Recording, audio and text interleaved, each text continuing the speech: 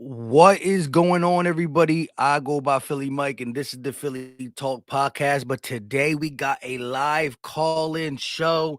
I want to get the temperature of Philly, knowing that we play the San Francisco 49ers. A lot of good players on that team, just like we got a lot of good players on our team. And people are already saying this could be the battle of the ages, being that these teams are stacked. You got six Pro Bowlers, all pros, all pros. The youngest quarterbacks ever combined to face off in an NFC championship matchup.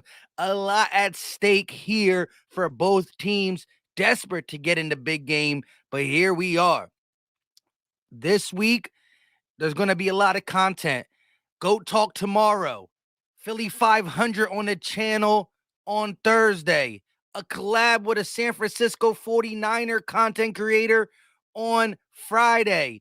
And we got something planned for Saturday as well. Just content. Dave Spadero might get back on the channel. Got to check his schedule. He was here for the Giants preview. But this is the call-in stream. I got to hear from y'all. But we got my guy, Skeletor70, and he's dropping this now because Philly Mike tapped out. Not really. My power went off during the stream, and I didn't feel the necessary reasons to put it back up with us smacking them 38-7. My guy, Skeletor70, always drops the super chat of this score. 38 for the Eagles, 7 cents for the New York Giants. Shout out to my guy. He says, sorry I was unable to get the super chat after the game, but the stream kind of ended. We going to hit Brock in his Purdy mouth.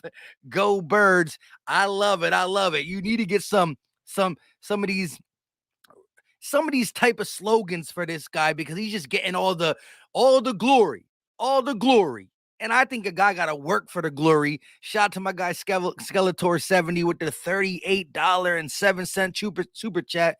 Hopefully we got another big boy coming up for this Eagles and Niners matchup. But we going to hit Brock in his Purdy mouth. Go Birds. Appreciate the support, my guy. Cato Gaming with the $2 super chat. Mahomes cooked the Niners secondary. He did cook the Niners secondary, and you can say Brock Purdy wasn't there offensively. I'll give you that. But the Niners defense has faced some adversity. They are still really, really good, allowing 16 points per game, lowest probably in the NFL. They do a lot of good things. And what the Niners defense do the best is they make you make mistakes. Geno made mistakes. Dak made mistakes. Now we got the quarterback that has made the fewest mistakes out of a lot of people, but will he make the mistake? Will the Niners force him into making a mistake? But I'm going to drop the link. I don't want to talk too long because I really want to hear from y'all. Shout out to my guy Skeletor70 first super chat and Cato Gaming with the second. Mahomes did cook that secondary. And again, he's had trouble with mobile quarterbacks. Jay Milton, what's up with you? Appreciate you coming through. Tony B said he likes the $38.07. My guy Skeletor always rocking hard.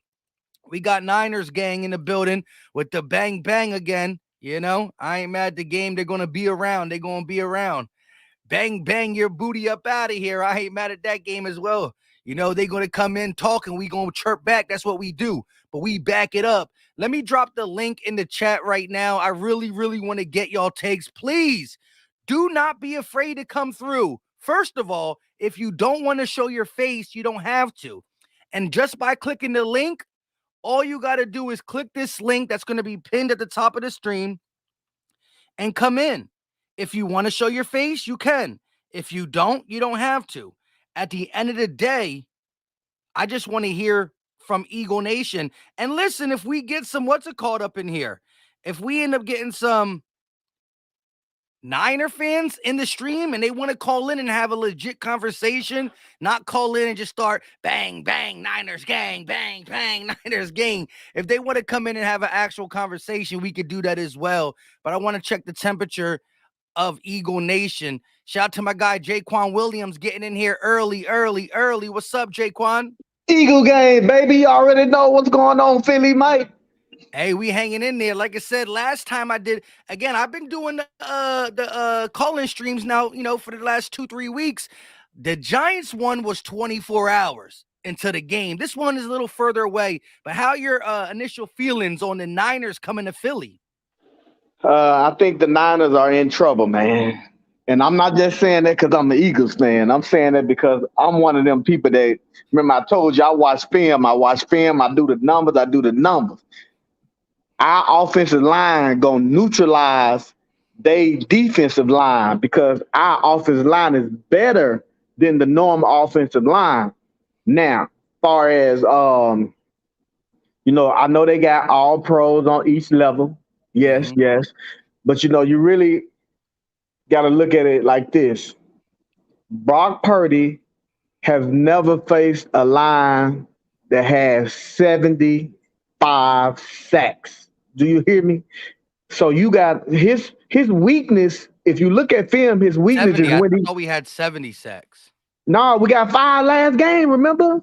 Oh yeah. But I'm it's in the regular season. The stats stop counting in the playoffs. But I'll give you that. Let's stack off these playoff sacks. You know what I mean?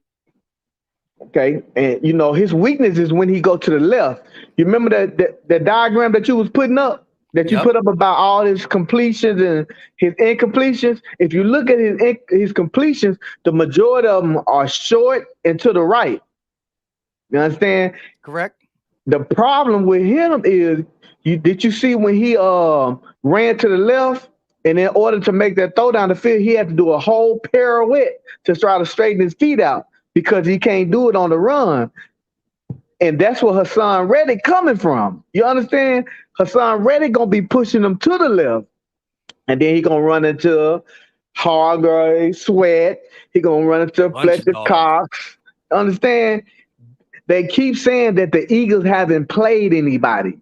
You understand? But if y'all look at the record, man, and then the teams we played, going into week 17, the Eagles had played, well, by their schedule, it was 13 games out of 17 with teams that were still in the playoff hunt as of week 17. Well, you just got to look at it that we're played our division and our division's been stacked. Say what you want about the Giants, they had a winning record. Say what you want about the Cowboys, they had the third best the fourth best record in the conference. So we've played against winning football teams. I agree with you 100%. Got a lot of people in the back. Shout out to my guy. You be dropping knowledge in the chat all day every day. You got a score for prediction for me or just a quick take? I know it's early for the score prediction. It's only Tuesday, but we I turn hate it to up. tell You know what you, I mean? I'm looking at 35-10. Mm, We mm. finna give him a Tennessee Titan ass whooping. A Tennessee Titans butt whooping. Listen, if I could sit Purdy, no pun intended. If I could sit Purdy in the stream, we going to love it. I appreciate you, Jaquan. Just like my man said, we're gonna hit Brock Purdy. I mean his Purdy mouth, and it's gonna hurt. Hey, I love it. I love it. Love the sweatshirt too, my guy. Be easy, bro. That's right, Philly Mike. Let's go. Shout out to my guy Draquan, first one up in here. Listen, we're going to try to go through them a little faster because I can't be on here 2 hours, and I do want to hear from y'all, people. We got Benji in the building. Benji with the hurt season. How you feeling about these Niners? Philly Mike, what's happening, man? Hey, bro, I was wrong about the Cowboys winning, but either way, I get what I wanted. We get a chance to expose Purdy, and I really think that's going to happen. Just like what I said about the Giants game, we just outmatched these guys. Now, yeah, they have a better defense for sure. Now, I mean, they have top 1-2 defense. We two, they won certain categories. It is what it is. Yeah, give it to they got it. Give it to them, bro. Shit, give it to them. Now, I mean, give it credit where it's due. But I just feel like we way more complete on the defensive side of the ball. So when you talk about the matchup, it's not going to be Jalen Hurts versus Purdy. No, it's Jalen Hurts versus AD. It's going to be Purdy versus RD. I feel like we win that matchup when it's Jalen Hurts versus their D. Yeah. They got Bosa. They got some good linebackers for sure. I feel like we're gonna put Bosa out of the game the same way we did with Michael Parsons. Yeah. I mean, I feel like we definitely gonna game plan around, bro. So I feel like we gonna be able to, not mean, get him out the way. After that, who's gonna? We got too many wide receivers on the outside, bro. Come on, like, come on, bro. Yeah, you're right. And that's one of their weaker spots if you look at their overall defense. And I agree with you. I looked at it, man. 70 sacks in the regular season for the Eagles, 44 sacks for the Niners. They were top 10, but that's a big discrepancy right there. And if you look at that 44, Bosa got 18. So I will say this. Bosa is the best pass rusher on the field. No doubt about it. Absolutely. But then after Bosa, the next four goes Reddick, Sweat, They Hargrave. all on our squad. They all on our squad. They got the top dog, but then the next, it'll be one them, 2, 3, 4, 5 us. Maybe by the time you get to 6 or 7, you're going back to their second best player, and that's where I think Purdy's never seen something like that. So Purdy. Never. And look, like I said before, the last stream, like Purdy, he's a rookie, bro. As good as he's been doing, he's due for a fuck up game, and we're gonna be the one. Listen, the Cowboys. Listen, how about this? Since the playoffs started, Purdy, he's made some questionable throws. He's been off target. He's been off. He got lucky with him. The Cowboys, even in that Cowboy game, bro, got away with some shit that we're gonna make him pay for. Mm-hmm. We're gonna make him pay for them errant throws. Just like with Bull, the first Bull you just talked about, who was just up there on the stream, he said when bro was rolling to his left and had to do this whole little ballerina spin. But you're not gonna. That's not happening with us. But you're not throwing across your body. You're not throwing across your body on us. You're not. We're way too fast. We're way too doggish. We're gonna be in his face. And like I said with Daniel Jones, get in his face early and often, get him off his mark.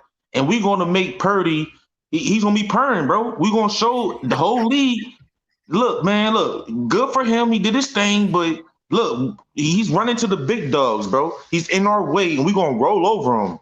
Shout out to you, bro. Do your thing, man. I'm going to keep watching. Philly Mike out, bro. Do your thing, man.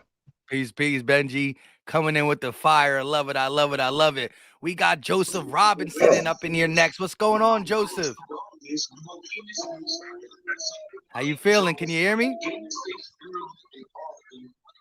What up, man? How you doing today? I'm hanging in there. You know, this whole week is going. Yeah, I can hear you. Can you hear me? I can hear you. Can you hear me?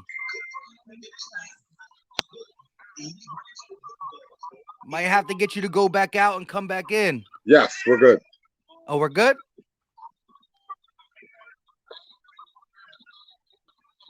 Hold on. Yeah, we're good. You can hear me now? Yes. All right. So how you feeling about this Niners-Eagles game? Well, the first thing I would like to say is that I'm sick of Jalen Hurts not getting any respect. Number one thing. The next thing I would like to say is that I've been watching the show. I don't know if you ever seen it. It's with this guy. He's on the national football show. He's always hating on the Jalen Hurts of the Eagles. Yeah. He rated him number 6. In what? As like the top 6 quarterbacks in the league right now, he rated him number 6. Top quarterbacks in the league right now. Yeah, that's cap. That's big cap. And the last thing I want to talk about is if Brock Purdy, would you agree that Dallas Cowboys have a good defense? Yes. So Brock Purdy struggled against San Francisco's defense. What the hell do you think they're going to do against the best defense in the NFL? Yeah, him struggling against Dallas's defense is what gave me my confidence, to be honest. And it showed. And what made him struggle the most is that pass rush got to him and it flustered him. And so you're talking about the number 1 pass rush in the NFL coming at you, not traveling to San Francisco, staying home in their comfort zone with their 12th member in the stands. That's us, the fans, cheering, and we gonna deliver.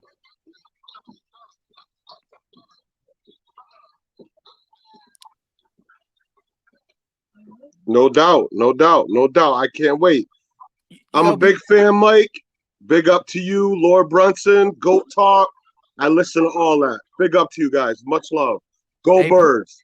Go Birds. Shout out to Joseph Robinson. Goat Talk will be tomorrow. I appreciate you, Joseph. Stay easy, my guy. Great stuff. Love the Hurt season hat. He's rocking. And we will have Goat Talk tomorrow for sure. We got my guy BLSG. We got to get these quicker, but BLSG, what's up with you, bro? What's going on, Philly Mike? How's it going tonight, my man? I'm hanging in there, ready to see what these Niners present to us. How you feeling about this Niners game? You know, I feel all right about it. This team, this is our biggest test in terms of matching up against NFC teams throughout the playoffs. And I know my voice is still recovering from that Eagles-Giants game, you know what I'm saying? My voice is still recovering from that. So I might be talking like this, and I've been doing this for a few days now, but it is what it is. Anyway, you know, I feel all right about this game. But the thing is, Brock Purdy has never come towards a fan base that has been very rowdy and wild like ours. Ours has been the most wild, the most rowdy fan base of any team in the league. And Jalen Hurts is still being underrated up to this point today. Can we stop disrespecting the man? How has he taken a huge jump from last year to this year? And even from his rookie year to his second season to now. He's taken a huge jump up to this point. Y'all need to stop disrespecting Jalen Hurts. Put some respect on the Philadelphia Eagles name, on how far they've come up to this point. Even though they're the number one seed, how have they gotten here? They have a great leader in their locker room. And that's QB1, Jalen Hurts. Hey, I'm with you on that. So, like I said, we got to get through these quicker. You got a score prediction for me? I do. I think it's going to be really tight. I think it's going to be closer than what people think. Brock Purdy coming in, it's going to be a really great contest. You know, a rematch between Jalen Hurts and Brock Purdy back in college when they both played at Oklahoma for Jalen Hurts and for Brock Purdy at Iowa State. It's a rematch here. Two different teams. Way different. And a different atmosphere. I think the Eagles are used to it. The Niners are not used to this whatsoever. Brock Purdy's not used to this. The Niners, I will say, have a lot of advantages, though. But because of the atmosphere, and in my eyes, it comes down to the quarterback and coaching. Coaching goes in the Niners' favor, but quarterback goes in our favor. It's going to be a really close one. Give me 28-24 Eagles. 28-24. Love it, love it, love it. Appreciate you, BLSG. Try to get you in here early, you know what I mean? Hey, we couldn't. It didn't happen last time when I was fourth originally, and then it sent me all the way to the back. You know, make it up and let's roll, man. Fly, Eagles, fly. Go Birds. Yes, sir. Yes, sir. Shout out to my guy, Jaquan Williams, with the $2 super chat. Dallas gave us the blueprint to beat San Fran. I hate to say it, but guess what? If we go out there and rattle Purdy's cage and make him not feel so Purdy in the pocket, you don't get no Purdy pocket. You're going to get the dirty pockets in Philadelphia. But if we go ahead and do that, I'm going to give a nice little shout out to Dallas and that defensive line, who did have 54 sacks on the season, but we had 70. Let me rephrase that. 54 sacks for the Dallas Cowboys. We had 70. That's a big difference. That's a big difference. Shout out to my guy, Joshua Green, coming through. Joshua, what's up? What's up, Mike? How you doing, man? Hey, listen, it's not that close, but I can feel it. I can feel it already. You know, Philly is going to be rocking when it comes to that stadium. For sure. And this is the thing, too. Like, a lot of people saying that, you know, Hurts been disrespected, and it's definitely true. In fact, somebody was talking about the top 4 quarterbacks left in the playoffs, and they had Brock Purdy ranked number 3 and put Hurts at 4. Yeah, I'm like, it's a newer guy. What's his name? Craig Carton? Yeah, that's what I think. He's just doing that for, you know, for some views and stuff, though, man. He's trying to be way. that new Skip Bayless hot take boy. Stop it, because that's what he did. He had a segment yesterday saying, why are people calling Jalen Hurts the Michael Jordan of the league and blah, blah, blah. He only threw for 156 yards. Bro, we had that 156 in the first half, and we didn't need to. I understand that. But, like, I checked this show a couple times since people been, DMing me. He just sound hot takey for no reason. Right. And another thing is we had 268 rushing yards? Like, come on, man. We don't need what you want, 268, 268? Come on, this is too crazy, man. But as far as Brock Purdy, he's fooled, man. He's fooled. Them boys don't know what they got coming to him. Straight up. Because if he was struggling against Dallas defense, our corners compared to their corners, it's like no other. It's like no other, especially if we get Avonte Maddox back. So he's not going to have no time to throw the ball, and then he already hold the ball too long. So we already know what's coming. My score prediction, 31-13. That's my prediction. 31-13. Nip it in the bed early. That would be lovely. That's a tough score. I would like that. I'm telling you, watch. It's going to come down to their defense, but I think because they struggle against running quarterbacks. They're not going to know what to do with Hurts. They're not going to know what to do. They ain't know what to do with that's why they lost to the Falcons, the Bears, Justin Fields, and all that. Man, they not ready. They not ready, especially coming to the link. And they can't use the whole, Purdy didn't play, we're a different team. You're right. But your defense is your defense, and your defense was out there getting cooked by these mobile quarterbacks. So maybe it might not be a Miles Sanders game, but best believe if Nick Sirianni sees that the RPO and Jalen's design quarterback runs are working, we'll continue it. And that shoulder's looking extra good. My man Dak Prescott wiped off the cobwebs of his cleats and was running on these guys. You know what I mean? Dak Prescott don't run the ball. And these guys don't know what they got coming to them. They sound like the Giants, to be honest, man. So they about to get this, and you know them boys in the locker room hear that noise. They hear what's going on. You heard Slay. Slay said they were talking, hey, my trap. No, you ain't doing none of that stuff, Slay said. Right. I love it. And Slay been playing up. He only got targeted 3 times against the Giants and 2 PBUs. You know what I mean? Can't beat it. You can't beat it. And then Hassan Reddick said after the game, he said a lot of the Giants were saying, yeah, we want you. He's like, you got to be careful what you ask for because you got it. Careful what you wish for. So, yeah, we know what's up. Hey, shout out to you, Joshua Green. Like the score prediction, 31-13. He said Philly going to be chilling late in the game. We might take our starters out the last couple drives, man. Sheesh. I love it, Joshua. Appreciate you. Yeah, absolutely, man. Have a good one. You too, bro. I love it. Shout out to Atar Navarro with the $2 super chat. Eagles get the dub 27-17. Hey, I'm liking all the score predictions. Whether I fully believe we're going to blow them out or I believe it's going to be close, I'm trying to get the temperature of Philly Nation. But listen, if you a Niner fan in there and you want to call in, all you got to do is click the link. Come through. You can show your face, not show your face. But as long as you keep it real, listen, you could talk a little trash. You can say what you believe, but no crazy cursing. And everybody back there, no crazy cursing, no craziness. If you could talk football, I'm cool. I can listen to some slander if you believe your team is going to win. I ain't mad at the game. I will say this, though. I do want to say this. Shout out to the Niners and the Eagles quarterbacks. That is Brock Purdy and Jalen Hurts. Because when you look at the duo, this is the youngest quarterback matchup in the NFC championship ever. Brock Purdy and Jalen Hurts, the youngest one-on-one or mano-a-mano, duo, double, whatever you want to say. And you got to give them credit. One more super chat before we bring the next caller in. Jason Carter with the $5 banger. He said, talking about a tight game? What? They sweet meat for real. For real. And he spelled it out. He didn't put the FR. For real. They sweet meat.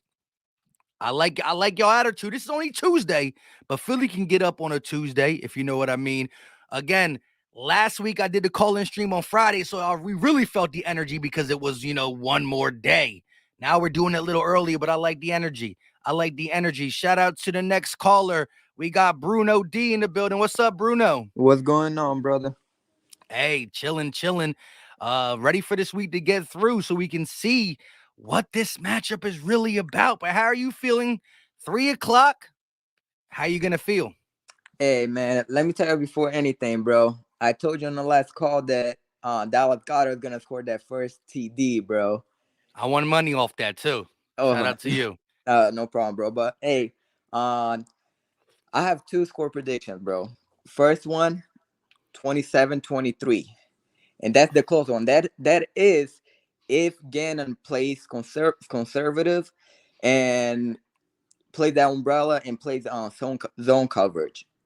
Now, if you play like he played last game and play man coverage and press, and don't have James Bradbury and Darius Slay 10 yards from the line of scrimmage, then I have us winning 30-17. Oof. So you got the close score and a far score, and you're basing it on which Jonathan Gannon do we get?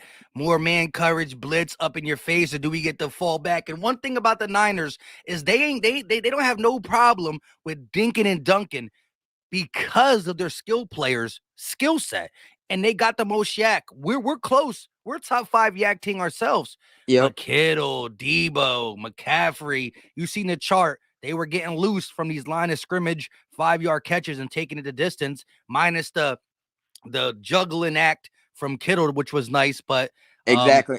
That's why I have the close call game, you know. And if he does play like that, and you know, he always gets scared to playing against like back quarterbacks, you know. Yeah.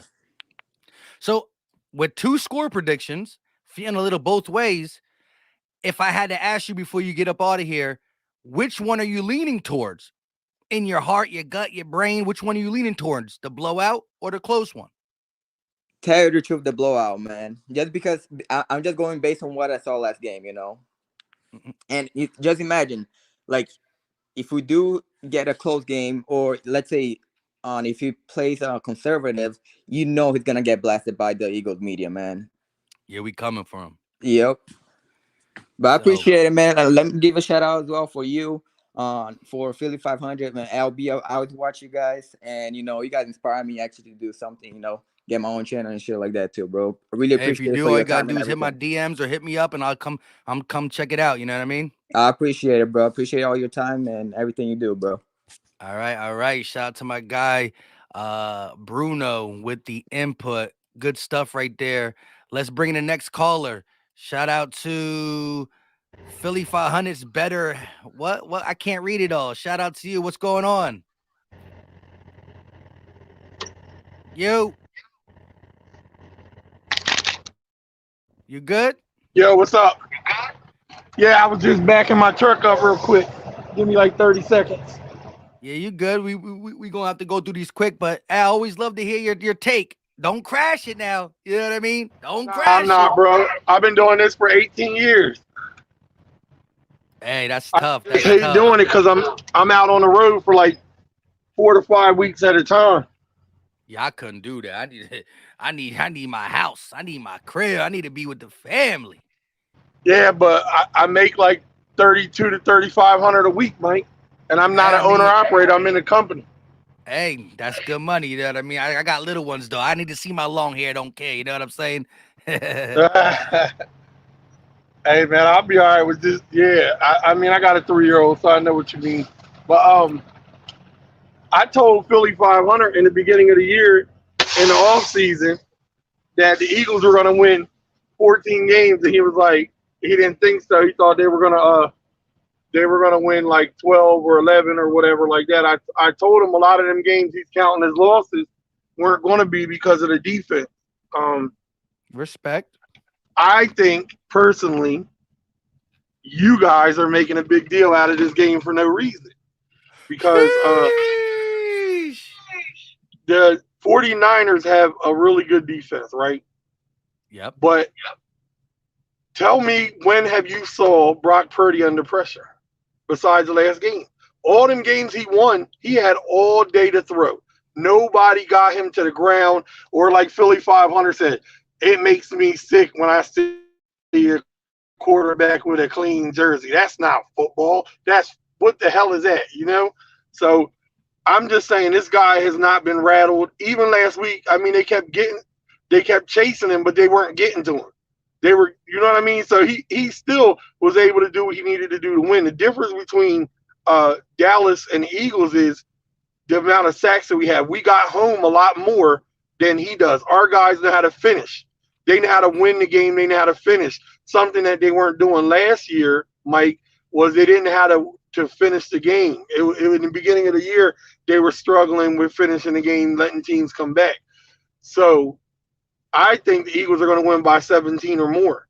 This isn't going to be close. It's going to be a little bit close in the beginning. After halftime, about the middle of the third quarter, that's when the Eagles are really going to pull away.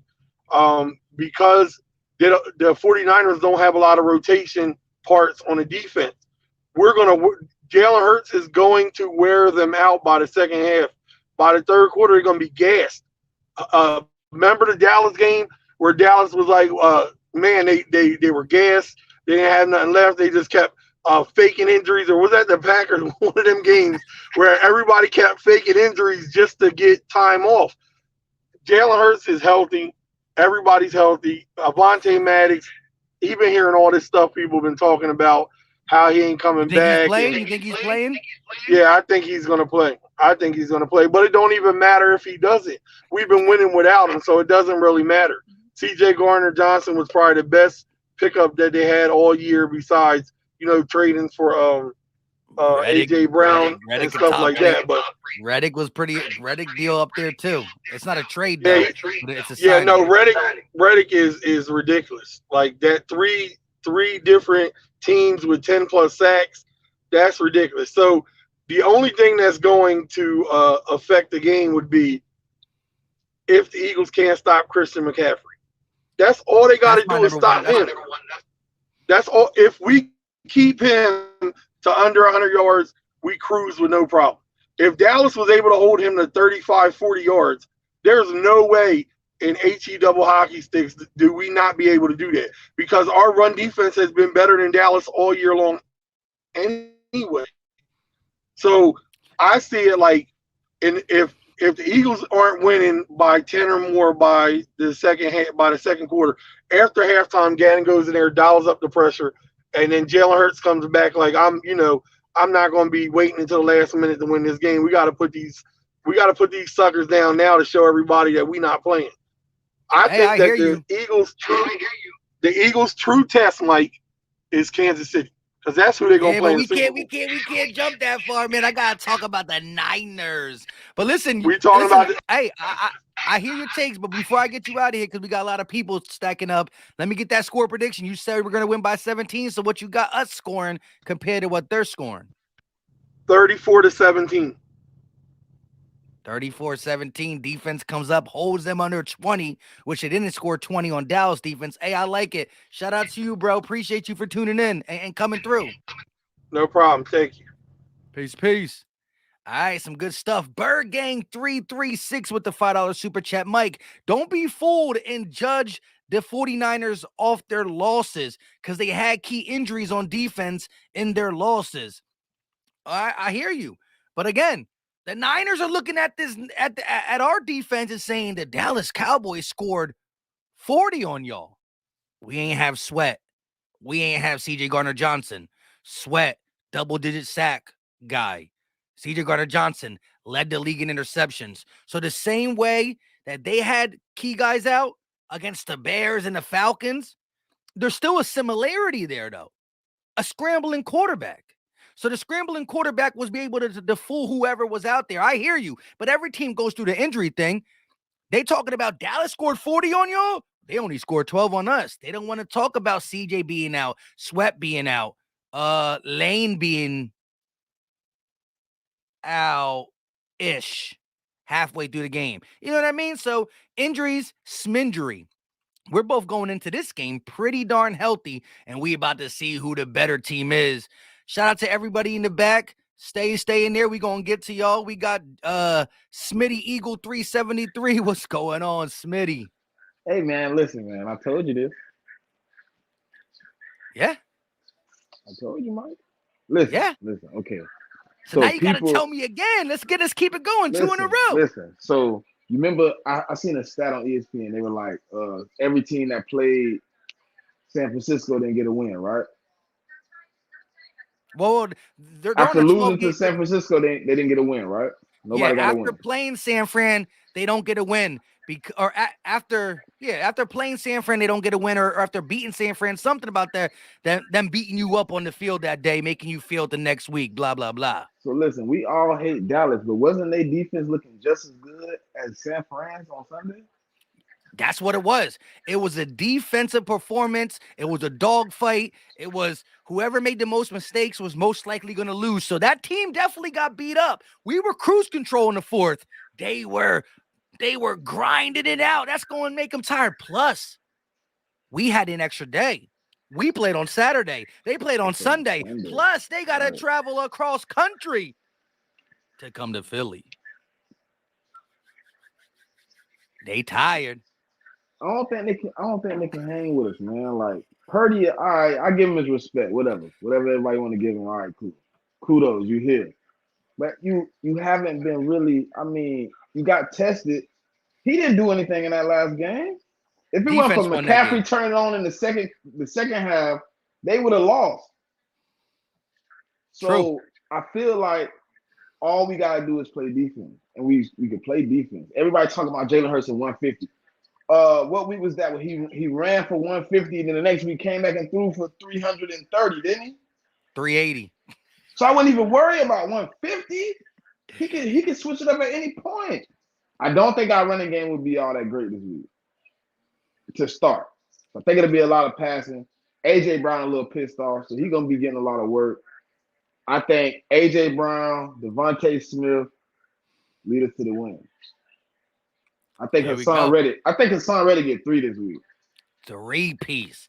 I think that would be lovely. Since Bosa on the other end, he got to show him who really should have been DPOY. Yeah, and again, you know, Lane is a little beat up. You need to help out on Lane. Really? Lane can handle himself. But Is he really hurt? I mean, he looked good. He looked good. I seen him like the first series. He like grabbed his leg. I ain't see him grab again after that. True, and he looked really good. I will say this though, Bosa's an animal. He's an animal.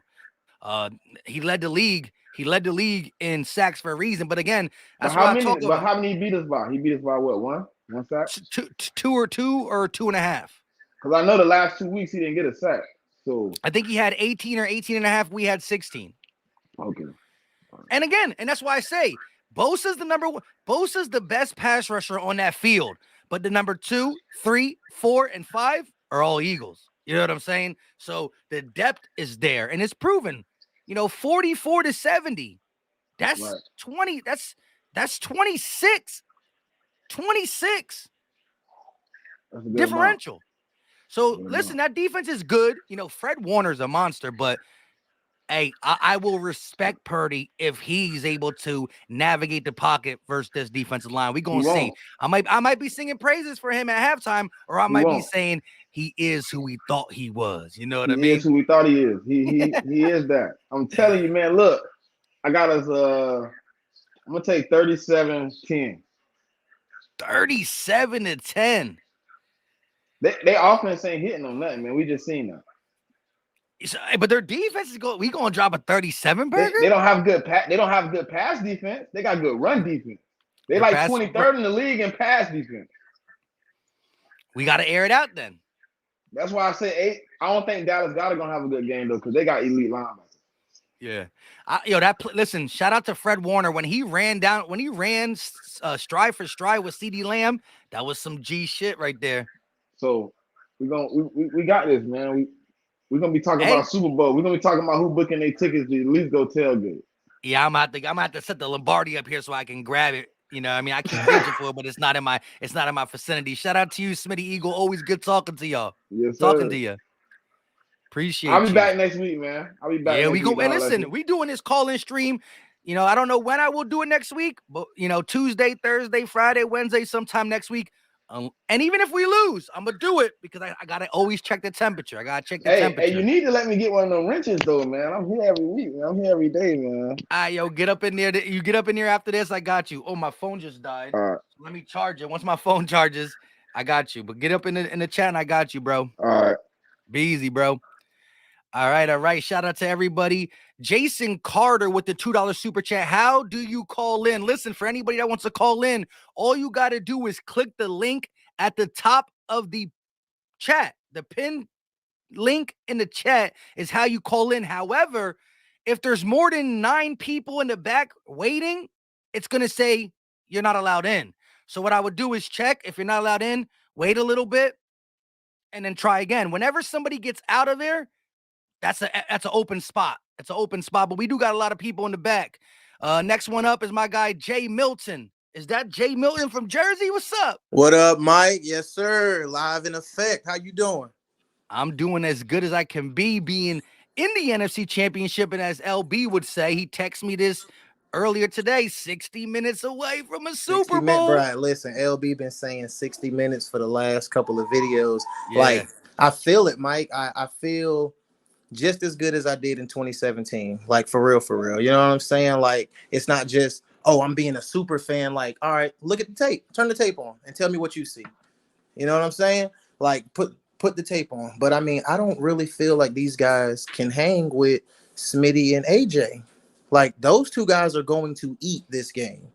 You know what I'm saying? My man Smitty Eagle that just got off made up a good point. 49ers do got some really good linebackers. So I do feel that Dallas Goedert is going to be, fighting for every catch, yard, and all that good stuff, which, he's a monster. He's going to do what he got to do. But in the end, I really think it's going to come down to Jalen Hurts. And the one thing we've been harping on for 7-8 years, offensive, defensive line. Yeah. You know what I'm saying? That's our core. You know what I mean? Once we get those guys running, you can't stop us. We have to stop ourselves. You know what I mean? Mistakes. The Niners, one thing that's super underrated about them is they do make you make mistakes. Not only is it the players balling out, it's the scheme. Now, I did see some soft zones that D'Amico Ryan was playing. Dallas couldn't make him pay. I think Smitty and AJ make him pay. And shout out to the person that sent me this. And it's a couple years ago. But the Niners, throughout their whole NFC Championship runs and Super Bowl runs, the last couple years, they always been able to fall on their defense. And AJ Brown dropped a $145 on them a couple years ago. Maybe last year, to be honest. It might have been last year. So I'm looking forward to seeing what the wide receivers do. They can stop the run. They can play the run. We still got to do it to keep their ears, unpinned. But I think you're right. It could be close to 100 for both of them. For either one of those guys, man. Like, and I feel like Smitty is humble. He gonna wait for his turn, but AJ is going to take it. You know what I'm saying? You saw him on the sideline, Mike. He was upset about the 3 receptions, 22 yards. You know what I'm saying? He gonna come out. He's gonna make an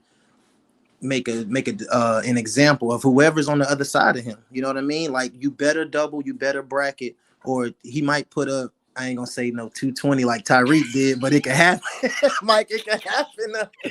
If you don't, like, I tell people this. I say, if you don't, anything in this world will kick you. You know what? If you don't show it the proper respect, you know what I mean? True. If you don't show it the proper respect is due, it's going to kick you in your rear end, and you're gonna be like, dang, why didn't I listen? But yeah, man, I'm eager. I'm excited. I can't wait for 3:00. I'm so ready. Hey, I hear you, bro. I'm gonna be live. I'm gonna have to change the complexity of them $20 shot takes because they almost killed me last time. Look, Mike, I'm gonna be locked in. I'm gonna be locked in for real. But listen, shout out to you. You got a score prediction before I get you out of here? Next call in, and I'm the score prediction on you. I'm gonna catch the next one and drop the score prediction. Hey, listen, Tuesday is a little early to make score predictions. I don't think you're going to see anything change except for maybe a guy or two come back, like maybe Vontae Maddox. But still, I like to really let it marinate for playoff score predictions. You know what I mean? I like to let it marinate. So, shout out to the people making the score predictions, but you won't get one fully out of me. No doubt. Either way, I'm always going to ride with the Eagles. Always. I That's mean, if I think though. it's close, I'm gonna give us that 1 point skimmy win. You know what I mean? You feel me? That's what's up. Hey, Mike, I'm gonna get up out of here, man. Let you get to the rest of the people, man. You be safe out here. You too, bro. Appreciate you. No doubt. Fly, Eagles, fly. Yes, sir. We got it going. We definitely gonna try to speed up. Maybe it's me a little bit. I gotta be a little quicker too. We got my guy AK Eagle in the building, content creator in his own. What's going on? Haven't seen you in a minute, my guy. Yeah, no, man. I was just chilling here and saw you were on, so I thought I'd stop in. It's been a minute that we've talked, so thought I'd come on and catch up for a few minutes. How you feeling? Better than 2017. Wow. I will say this. I think then, again. Yeah, I'm probably feeling better because Nick Foles came out and surprised me big time after that Falcons game. But I will say, I think the Niners team is better than that Vikings team to me. Yes. But I think we're better than that Eagles team, talent wise. Exactly. I didn't have full faith in Foles after the Falcons game. but he sure got me on the bandwagon by halftime. You know, I'm glad that you bring up that Vikings game. I want you all to realize something. Last Sunday was our 5-year mark when we went in and we had Minnesota and we beat them 38-7 in the divisional. Hey, that's crazy. And crazy. what did we just do to the Giants this past weekend? Beat them 38-7. Yep. Just saying. History repeats itself. It is what it is. I feel good. Listen, I know what threat the 49ers pose, but I'm not worried about it. You know, like I said, I believe this team is way more talented than the team we won with in 2017. Yeah, I get, you know, you guys that are 49er fans in this chat being cocky, but one, you have not seen us this year, and do not judge us off last year. Completely different team. Everyone who has talked shit to us has fallen. Just remember that. They have. And I'm going to tell you this right now. You're going to face a defensive front you've never seen in your life. 70 sacks. You know we're third in NFL history with that number? 70 sacks, my guys. And you got to face that. And 4 of them were in double digits. That's never happened. First time in NFL First history. time. That. And you want to sit here and talk shit to us? We have 2 top corners in the NFL. We have the best safety in the NFL who also can play nickel. And holy shit, Blanken. Oh, sorry. I cursed. My bad. You know that comes with my territory. It's not the F-bomb. Yeah. Hey, YouTube. But you know my territory, and you know how it is with me. My bad. It just happens. But no lie, man. You know, Blankenship. Wow. Like this kid's a baller, dude. And I'm comfortable with CJ playing nickel until Maddox can come back. I'm fine with that. You know, and Epps is doing his thing. Our linebackers, yeah, that might be our weakest part, but they're still balling. You know, we ain't got no Fred Warner. I understand that, but they do their own thing, you know. Listen, man, I understand the threat that they oppose on offense with you know, CMC, Debo, Ayuk, you know, and their offensive line isn't something to kind of blink at either, but my defensive line is way better. You know, I understand, but you're about to probably see the best matchup you've seen all year in the NFC. This game right here is going to be the highlight of the entire season. This is what everyone wanted to see. This is what everyone anticipated. Yes, I agree. They lost at the beginning of the year because they had injuries. I understand that. I'm not stupid. Neither is Mike. We understand that. Yeah. But we have 2,000-yard receivers. We have 1,000-yard halfback and another halfback who does his thing. We have the best offensive line. And first off, Jalen is undefeated on the road, and he's only lost 1 at home, and that wasn't even his fault. Jalen is the reason why we win. He is not the reason we lose. And you have not faced a quarterback like Jalen yet either. So, listen, man, I think they're biting off a little bit more than they can chew. But you know what? That's fine, man. You're about to see. Yeah, and just to answer this guy who's been faithfully in the chat so far since the Eagles and Niners matchup came in, he tried to be slick. See, this is where something you got to do a little bit more research, my guy. How many sacks did you get on Justin Fields? Because he said y'all haven't been good against mobile quarterbacks. Well, we got a 6-piece McNugget. Maybe your belly can only hold a 4-piece, but we eat 6 pieces over here, my guy. 6 sacks on probably the most mobile quarterback in the game. Yeah. Yeah. No, it's man. Not listen. about statues out there. Listen, Purdy has been feeling Purdy, slipping through these one-arm grabs and stuff, man. Yep. We tackle. We don't. My guys get there in a second, you, man. They're not coming just to put hands on you. They're wrapping you up and ripping you to the ground. I'm sorry, but Purdy has not seen a line like this. All right, and it's going to put terror in him. I get it. He's cool, calm, and collected, and he will be the first play. He might get through the first series, But the moment we go up 7-0, 14-0, oh, I'm telling you right now, JG is blitzing the shit out of you, and Purdy is going to run. He's going to be very scared. Like, as soon as we get up, we always see what happens. We rush our guys on the front, and we penetrate every time. That's exactly what's going to happen, dude. If you think for 1 second Purdy's getting out of this game without any picks, you're crazy. He's throwing too. I'm telling you right now, like, he's not getting away with it. And they'll say he's 13-4 in his 6 starts, and I give him credit for that. I got one more question before I get you out of here. If you want, if you got the score prediction for me, I know it's early, but 13-4, good touchdown to interception ratio. But at the end of the day, just watching 2 playoff games, which one he played great, the other one he squeaked through. Run game and defense helped him out. He's thrown some that he got lucky with. He got lucky. Seattle and Trayvon Diggs were both eating some popcorn before the game. Guess what? We got a no popcorn policy over here. No popcorn policy over here. So we gonna be all right. Yeah, no, I agree, man. I have all the trust in the world in CJ. I mean, dude, he led the league in interceptions, and hell, he was out half the year. I mean, that speaks volumes. And this kid, he was back last week for his first full game since the injury. I only expect him to get better again, because that's exactly what happened at the beginning of the year. We brought him in. He looked really good, and he only excelled. So he's only going to excel more, man. I think he'll have another pick this year or this game, and I say Slade gets one. Slade's been quiet lately, man. So I think he's going to come out and bring the energy, especially with these 49er fans in this chat here saying he's trash, which I don't even know how the hell that's possible. But let him have the little time. But what's your score prediction, my guy, before I get you out of here? Appreciate you coming through, too. It's too early, dog. You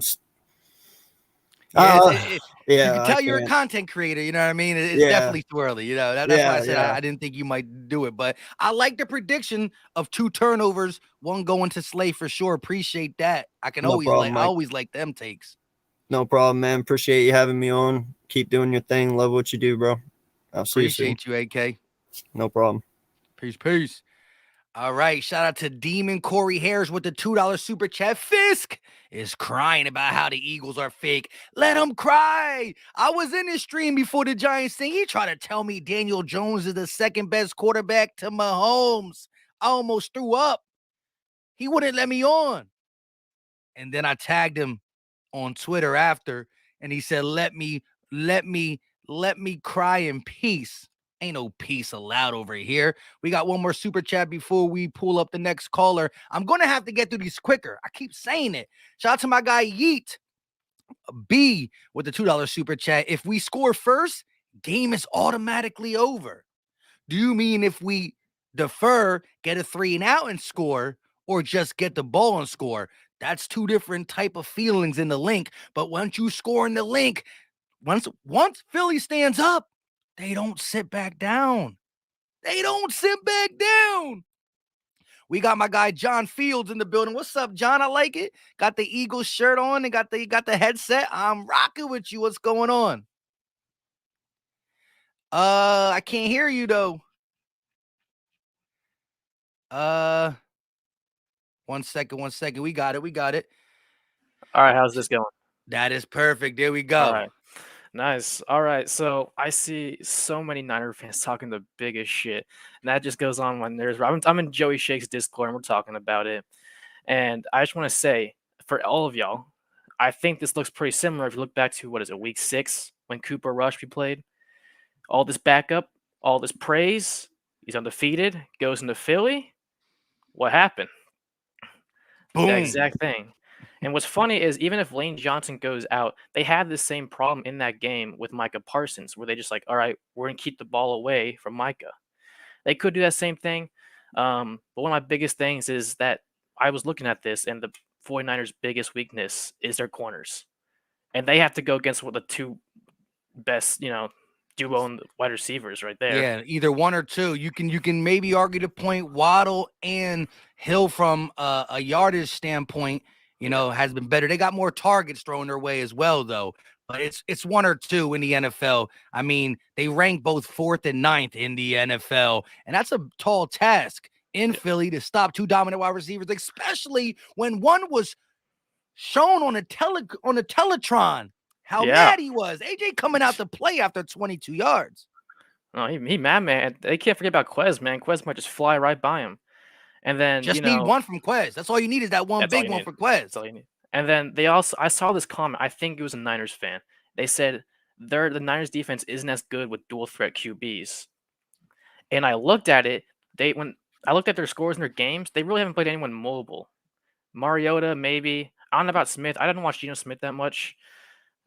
He may be much of a runner, but someone like Jalen Hurts, I just feel like they haven't really played.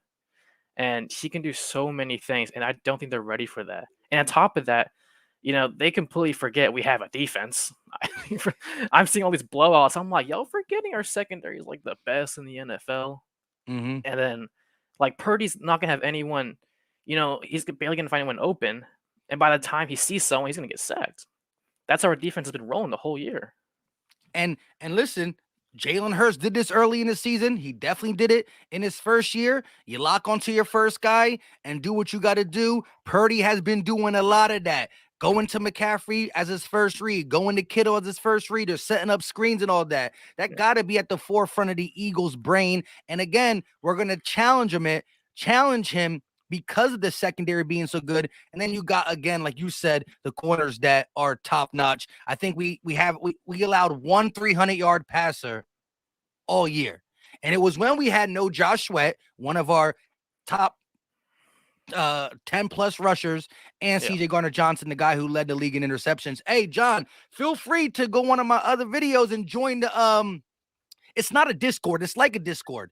It's that chalkboard app. We talk Eagle news behind the scenes, just like a Discord, any news and all that. But there's going to be a jersey giveaway going by the end of this season. I don't know when it is. So, you know what I'm saying? Go ahead and get you a whatever you want, a AJ, a Smitty, a Hurts. You probably I got my Hurts jersey, them, bro. though. I got the Hurts jersey right after his rookie season or after the whole Wentz thing. I got Hurts jersey in Philly.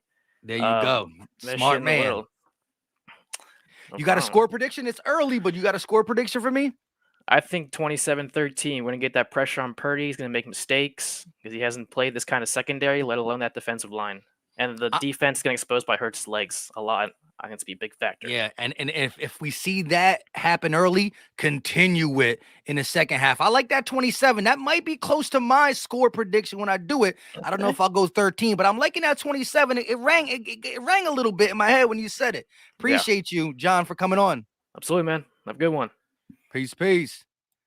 Let's go. Listen, it's not in the link right now, but definitely join in the Chalkboard app. They're talking right now. Some of them are not even watching the video. They're in here talking. We chop it up all day. Shout out to Jaquan Williams from joining channel membership. Appreciate the love. Appreciate the support, my guy. Again, Niner fan, if you want to, not just that one Niner fan, but if you want to call in, I would love to hear what you got to say. Shout out to Philly Irish in the building. What's up with you? What's up, man? How you doing? Hanging in there. Tuesday, 5 days away. I don't something that a lot of people haven't talked about. The last couple of games, Jonathan Gannon has been disguising more of his blitz packages against teams. You don't know where Hassan Reddick's coming from. Correct. And the differences with the Dallas Cowboy defensive line and our defensive line is we got multiple guys that can come in, that can beat offensive linemen and get in there. DeMarcus Lawrence is having, in my opinion, a down year, and he wasn't really a factor in that. And they were really containing Micah Parsons. Trent Williams had, the best game of the season against Micah Parsons and everything. But if you look at our receivers to Dallas's receivers, it's like they were going to CeeDee Lamb the whole time because Micah night and day has been non-existent this year. And he's been more they're trying to be a home run hitter, but he's been non-existent. But I really think if they won more man coverage and put the pressure on Purdy, I think they're going to have a field day with him. Then they're probably going to get 5 sacks on him because I don't think that line's going to be able to hold up all game because he's going to disguise. You don't know if he's going to send a safety, a corner blitz, or Hassan Reddick in. And you might have double guys coming in at the same time at him. But I think that the key is whoever's sticking to Devontae Smith.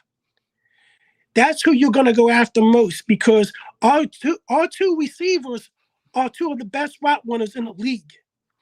And that's, but I think that's like a main weakness of this 49ers defense is their cornerbacks and everything. Because one of them was the backup, because their starter was Jason Verrett, and he was out for the year. But I think it's going to be like a 27-17. But that last touchdown is going to come with like a minute left in the game when it don't mean nothing. And it's going to look closer for the box score watchers, the guys that, I don't really want football, but look, they only won by 5. But hey, a win is a win when it's the NFC Championship and that catapults you to the Super Bowl. Hey, Philly Irish, I love what you got going on. You got a score prediction for me? 27-17. You did say it too. And you think Devontae's going to be the man, the myth, the legend. They're going to probably bracket cover AJ, and Devontae's going to eat all game. They're going to have to double cover AJ, because if they both get going, this is going to be a blowout. I love it. I love it. And like you said, look, at the end of the day, you said you predict 5 sacks. I, just off the top of my head, can't really quote me on this, but I don't think in the last 5 games we played, we had anything less than 4. Maybe the last Giants game when we kind of pulled off, but like 4 is like just the average of what we get in the last 5 or 6 games. So I could definitely see a 5-piece for sure. Yeah, like the people don't realize that they weren't really calling no actual plays out there. They were not letting people. Yeah, it was vanilla. That's why they weren't like doing the offense the way they were, because they were trying to test out Hurts' shoulder to see if he can make the throws. But one of the main things that they got from him, he could still read the coverages, read the blitzes coming and everything. That's what they wanted to see out of that game, and they got what they wanted. Hey, and it was done after that. Appreciate it. 27-17 Eagles win. I love it. Appreciate you, Philly Irish. Have a good night. You too. Shout out to Yeet real quick with the $5 super chat. He said it won't matter about 3 and out. Once you force Purdy to throw, it's over. The throws he makes aren't difficult to make. I got 4 sacks for the day and 2 INTs. Yeet, we get Brock Purdy and 3rd and long multiple times. That's where the problems happen. That's what happened to Cooper Rush. That's what's going to happen to him inside Philly. Trey White, what is going on? My man was hyped against some Giants. He said he had no chance. Listen. How them Niners got it? What's the Niners chance looking like? I'm here to tell you again, man. Listen, I tried to tell you against the Giants. You ain't want to listen to me. You try, I say we playing them 3 times. Man, listen, it don't matter. It do not matter. And this is why I'm trying to tell y'all why it don't matter. We got 2 coaches that's coaching for head coaching jobs. Both of them, offense and defensive coordinator. They bringing their A game. We got players we got 2 players on the defensive side of the ball that's been so disrespected. It's been ridiculous. And Darius Slay and Hassan Reddick. They didn't even throw Darius Slay way last game. They didn't even throw his way. They knew better. Hassan Reddick, he eats. Bro, Brock Purdy, you seen? Listen, if we did that to Daniel Jones, and Daniel Jones, we know Daniel Jones, one of the most dynamic running quarterbacks in this league. If Top we 5. did that to Daniel Jones, listen, I'm Fletcher Cox is on a tear. If he feel disrespect, did y'all see Fletch last game? All I seen was Fletch last game. That's all, man. Listen, I'm trying to tell y'all, it's different in Philly. It's different. It's just a Philly thing. It's just a Philly. It's different over here. Like, bro, we got players that's hungry. It's crazy. The score is going to be 35-10. I'm trying to tell you, it's going to be 35. They not scoring no more than the 10 points is being generous. 10 points is being generous. I'm trying to 10 points is really being generous. The way we feeling, it's nobody that's going to be able to stop us from getting to that ultimate goal. I'm trying to tell you, the score is going to be 35-10. We got a statement to make, and it's just going to happen. Our offense is unstoppable. We've been unstoppable all season. As long as we got the temperature back there, he going to control the game. We ain't got to worry about that on the offensive side of the ball. This defense is going to go bananas. We got How many sacks? Man, this game, I see it's going off like 7 to 8 sacks, bro. I'm not lying to you. I ain't gonna say he can't run, because he got a little jiggy, but not against this D-line. He can't run against this heat. Where he going?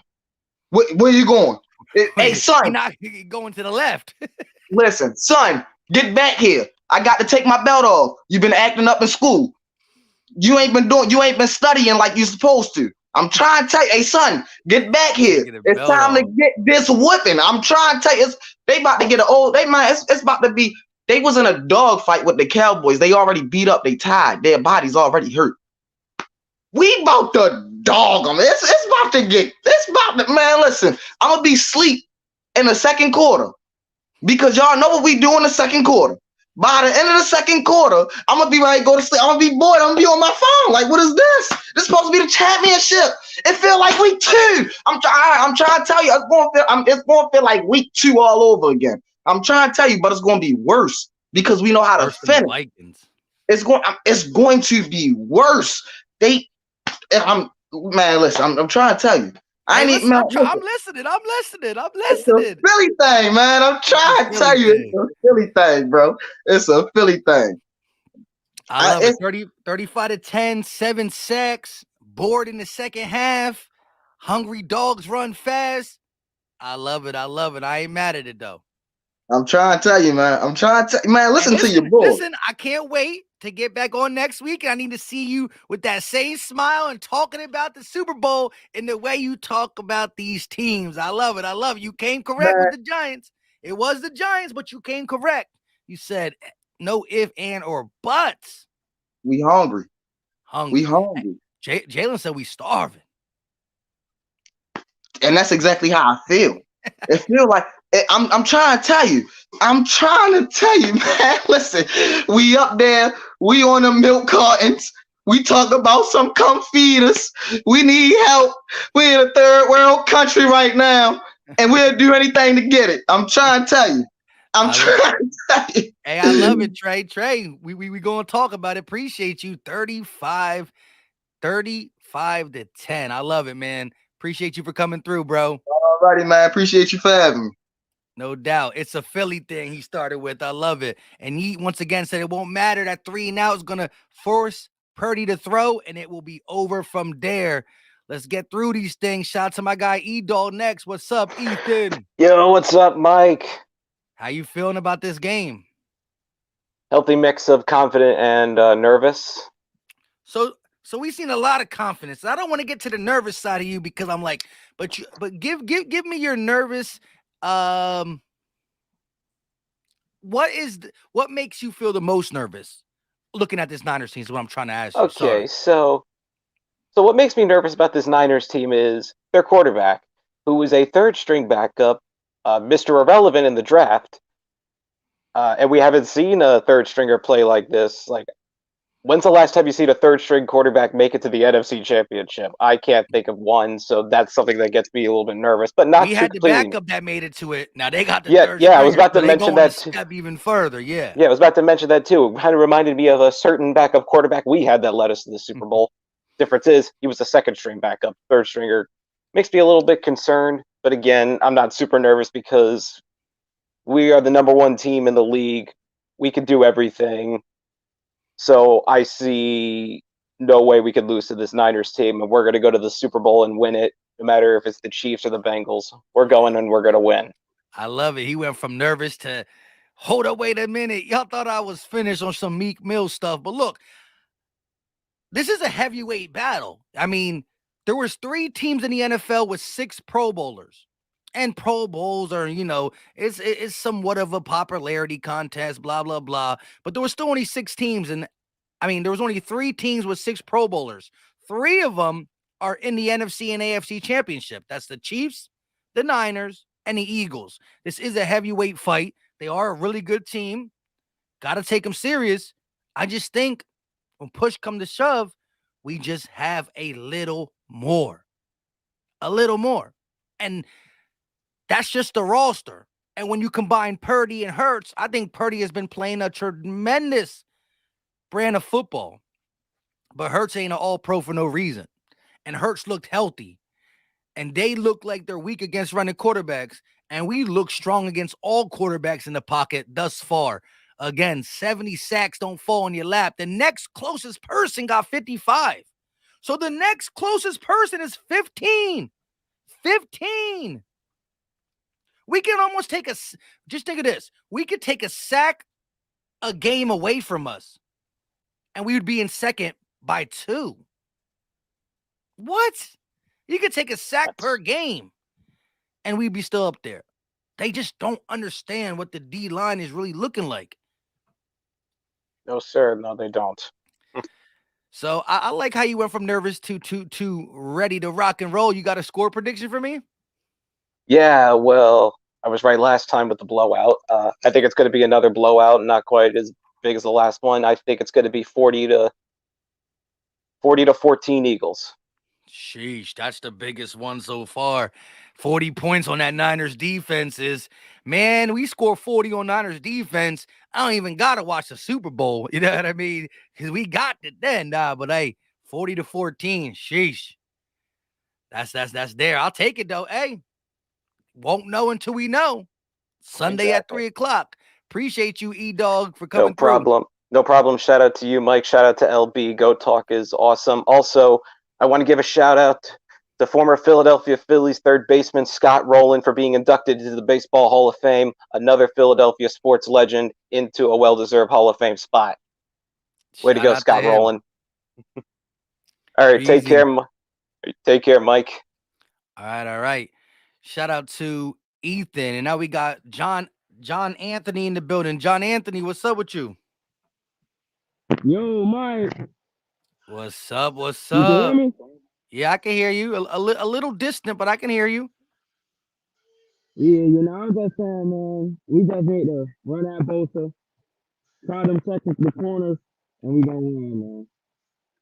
Run that Bosa. Treat him like Micah Parsons. I ain't mad at it. Oh yeah, most definitely.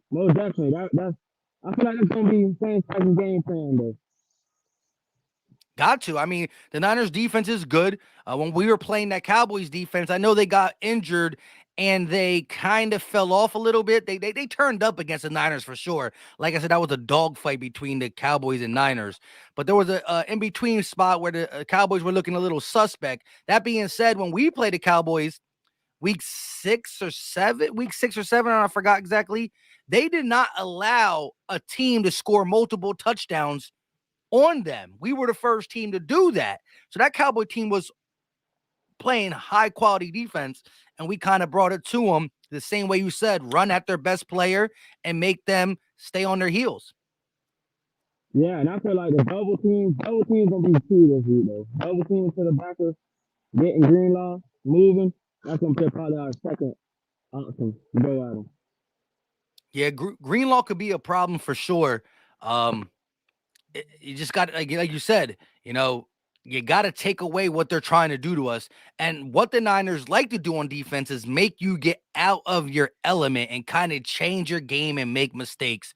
That's why the Eagles got to stay, stay on their cues and do what they know they can do. But I do think this is going to be, again, we just came off a 268-yard rushing game. I think this is going to be the 275, 300-yard-ish game for Jalen Hurts if he has one in the playoffs. Why stop running on them Giants when they couldn't do nothing and they were down, 20 points? Yeah, that's what I say. We gotta run effective and early, I feel like. And get more Kennedy more reps. He deserves it. Yeah, I agree. Like I said, in the chat is saying that your voice, your mic is a little low, but we appreciate you, Jay Anthony. You got a score prediction for me real quick? I'm gonna go 28-14 in the close battle. Birds. 28-13. I ain't mad at that at all. Shout out to you. Appreciate you for tuning in. You too, bro. Appreciate it. All right. We gonna try to get through these a little quicker. I know I've been saying it. We gonna be able to do it. We got my guy Skeletor 70 in the building. Hey, first time seeing you, my guy. That $38.07 super chat. I like to go Birds. Green screen behind you. How you feeling? I'm feeling good, pretty good, Mike. I'm glad to be here speaking to you. It's pretty good, but I think there's one thing they haven't really talked about most places. That if this game becomes the defensive thing that we're thinking it's going to be here, a low scoring game, we don't have Maher kicking field goals. We got Jake Elliott. he makes things. He's going to hit it Big. right to the center, and he's at home. He ain't missing nothing. So if we have this short field or the long field where we're going to kick something, he's making it. Yeah. I heard they didn't even let him kick extra points after a while. So, Yeah, and that just changed the way Dallas had to call the game, their decision making.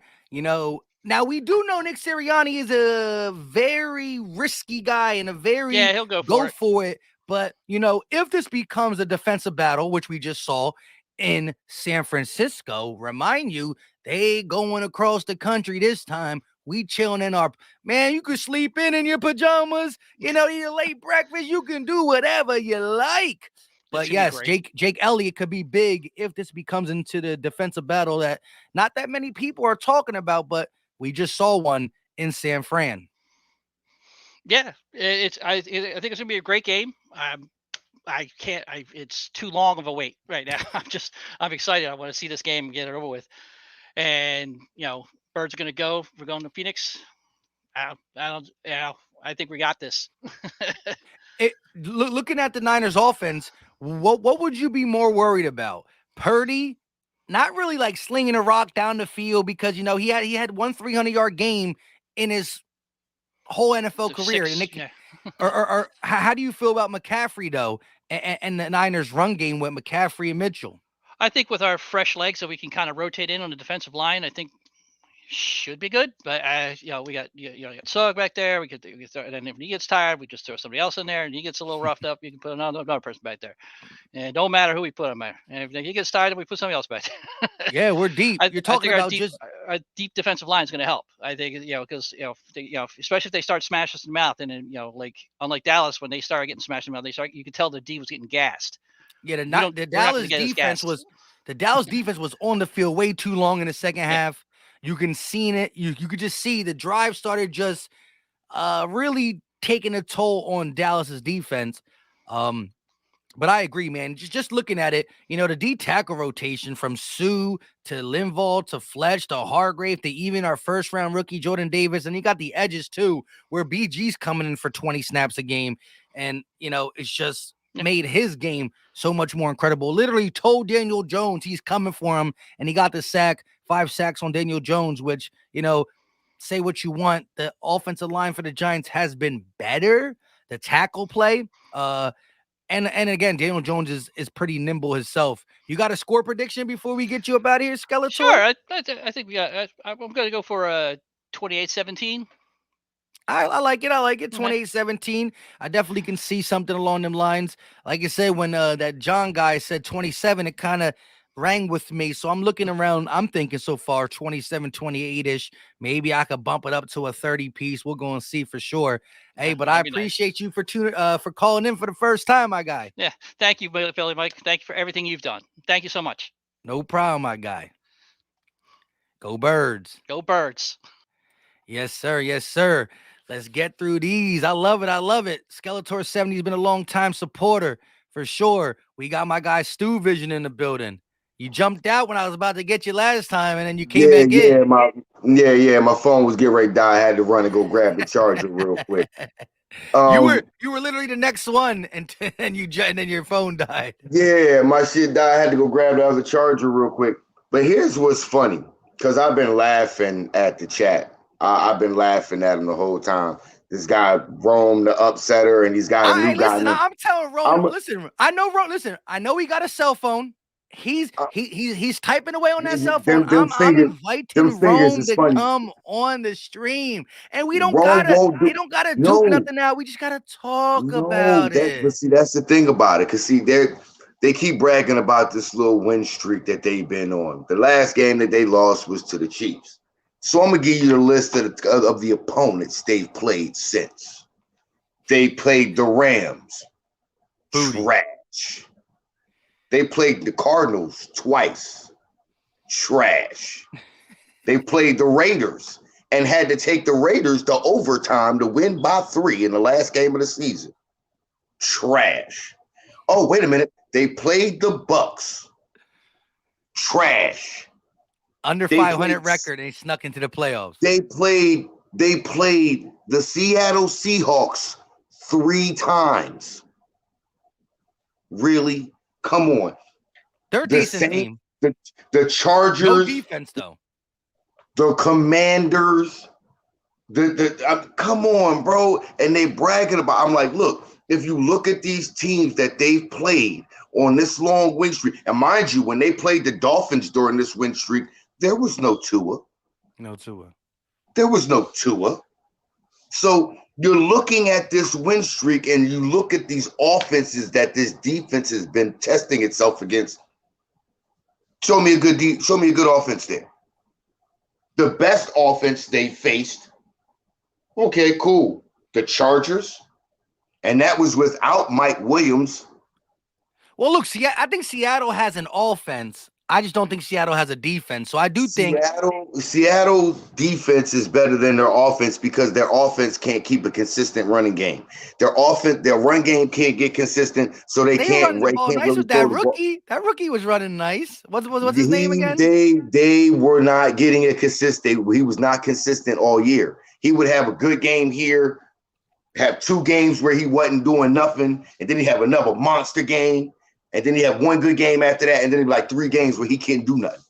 It was inconsistent. But I will say, Gino kind of turned the ball over in the playoffs. But Gino had Gino had a good year. But he made a Pro Bowl. Gino had a good year. But come on now, we all know the autobiography of Geno Smith has been out.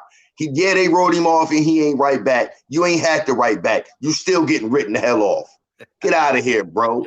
Like, seriously, you've been a bust your whole career, 1st round pick, and now you finally started, or they wrote me off, but I ain't right back. 1st, 2nd, he was a bum regardless.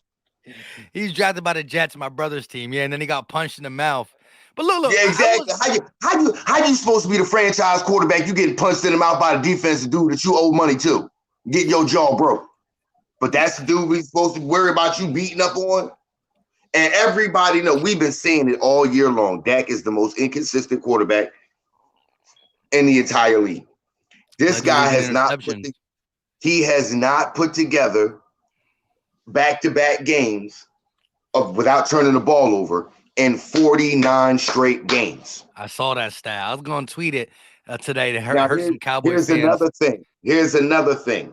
In that 12-game win streak that they went on, only 5 wins came from a team above 500, and 3 of those 5 wins were the Seattle Seahawks. They definitely. I would say this. They've been even less tested defensively because I don't think there's any. I mean, Seattle's defense is Basuda. Minnesota. There's a lot of bad defenses. So look again. When I look at the Niners defense, I see for shorts for I believe I'm not saying they defense. I'm not saying they defense ain't the real deal. It is. I'm just saying, come on now. You had to go to overtime in the last game of the season with Jared Stidham was the quarterback of the Raiders. It wasn't even Derek Carr. It was Jared Stidham. Jared the Javelin, they called him in New England. Like, come on, man.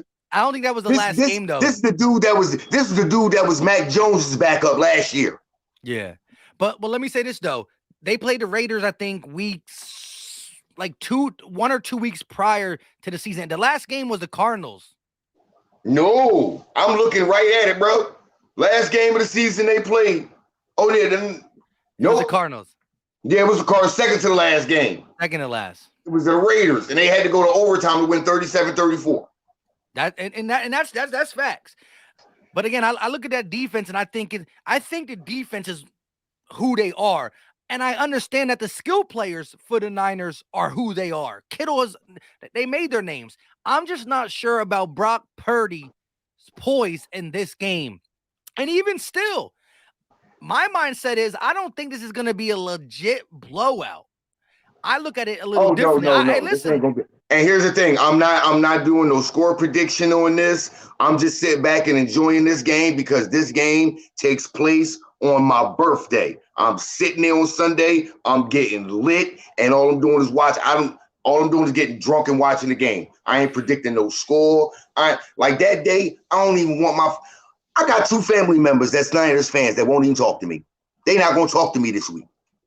My uncle Eric and my cousin Marty, they not talking to me this week because they already know. They say they know one. They say one thing about football this week. They know them on their skulls. They know them on their skulls because they know I know this way better than they do. Hey, I love it. I love it. And man, enjoy that birthday. Get turned up and listen. Hopefully you'll be able to celebrate later that night. We go to the chip. I hit you on the live stream that day. I'll let you know what's going on. All right, yo, and I'm gonna be as lit as last time. Best believe that. But hey, oh shout out to you, Stu Vision. I hope you are, because it was sure comedy to me, bro. I know, but we got to fix something on that. Hey, but, and I tell you what, if you not, I'll let you know if I am. I'll tap in on a live stream with you and be goofy. Shout out to you, bro. All right, bro. I'll let you later, bro. Peace. All right, my guy Stu Vision coming in with that fire. We got Zachary up next. Zachary, what's up? Zachary. Z, are you there? You've been waiting a minute, my guy. I've been trying to get to you. My man put the phone down. Shout out to Ray Bello, though, with the $5 super chat. Always showing love. Ray Bello said, this game will be crazy. That's what I think he said. Shout out to Ray Bello channel membership. Hey, Zachary, you're muted. Unmute it. Yo. All right, Zach, what's up? What's good, Mike? I'm hanging in there. It's Tuesday. I'm feeling pretty good. I think it's this is gonna be a battle for sure in my eyes. But how is it in your eyes? So I honestly feel like it's gonna be a battle, like you said. Nonetheless, it's gonna be, for me, I think the boys see it like this, bro. It's our last home game. We got at the link. They got to show out. For the fans and just, they're the number one seed for a reason. We showcased it against the Giants. We showcased it all year. We had our bunts, but they dealt with it. It's not the first time they dealt with adversity before. So, and we haven't had, I wouldn't say we haven't had back-to-back games, but we always found a way to win. Like Jalen says, we always found a way to win, and yeah, man, I think it's just going to be a battle, but I think honestly, I think we're going to come out with the dub for sure. Yeah.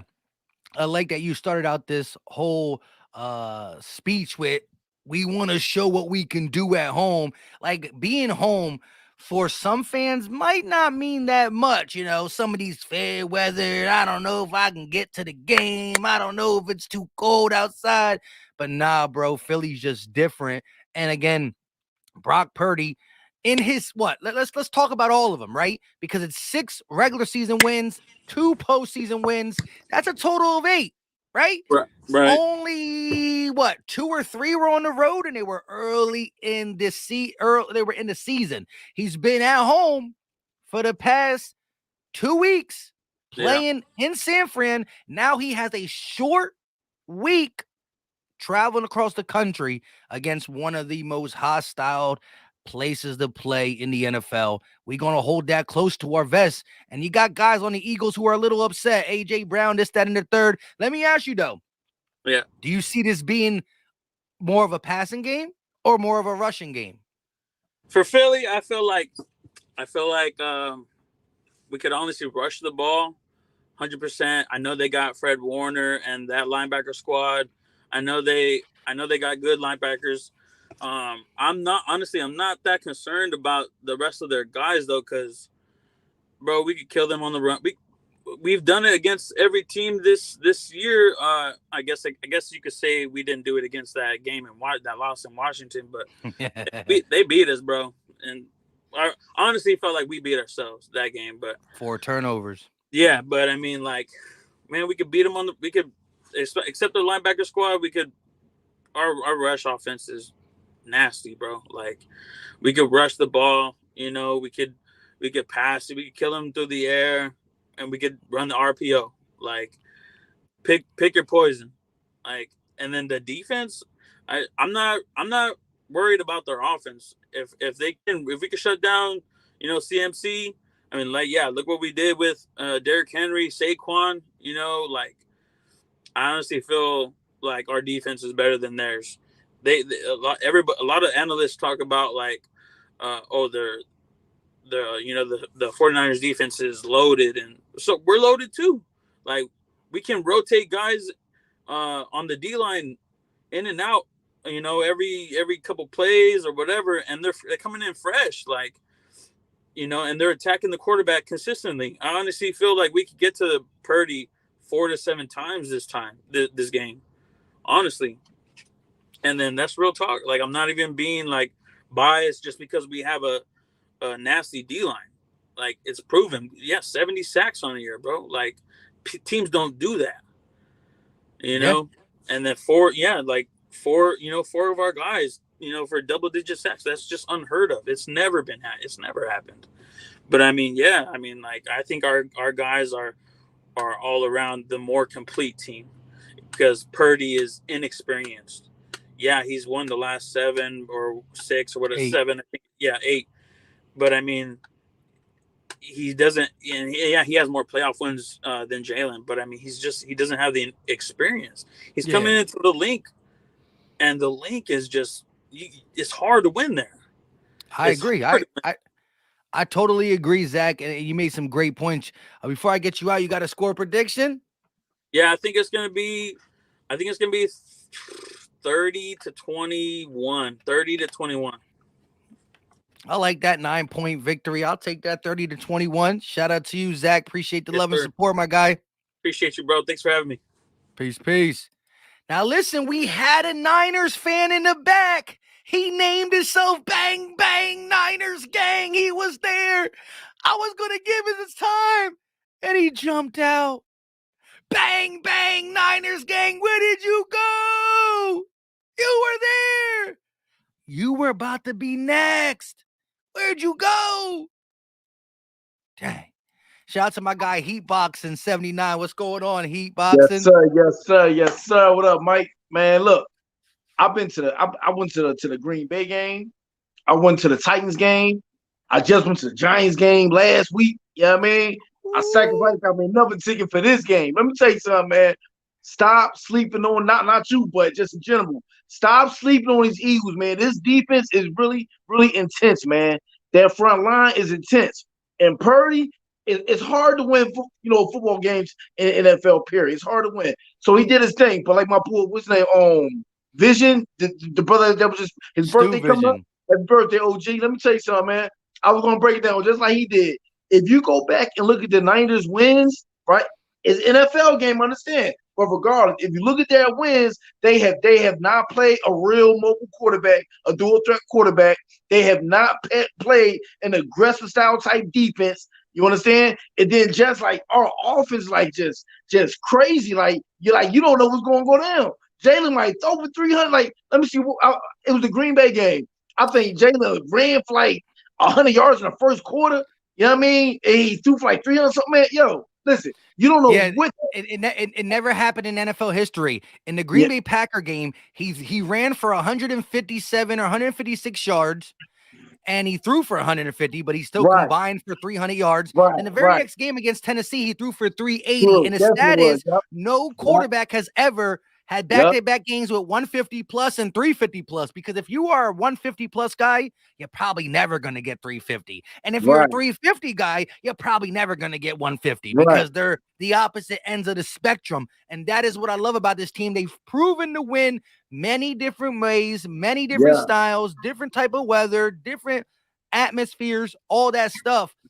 But I do think the Niners are built. Like I said, if I'm just looking at this at a roster, we are built very similar. Roster construction is built similar. They got 3 dynamic weapons.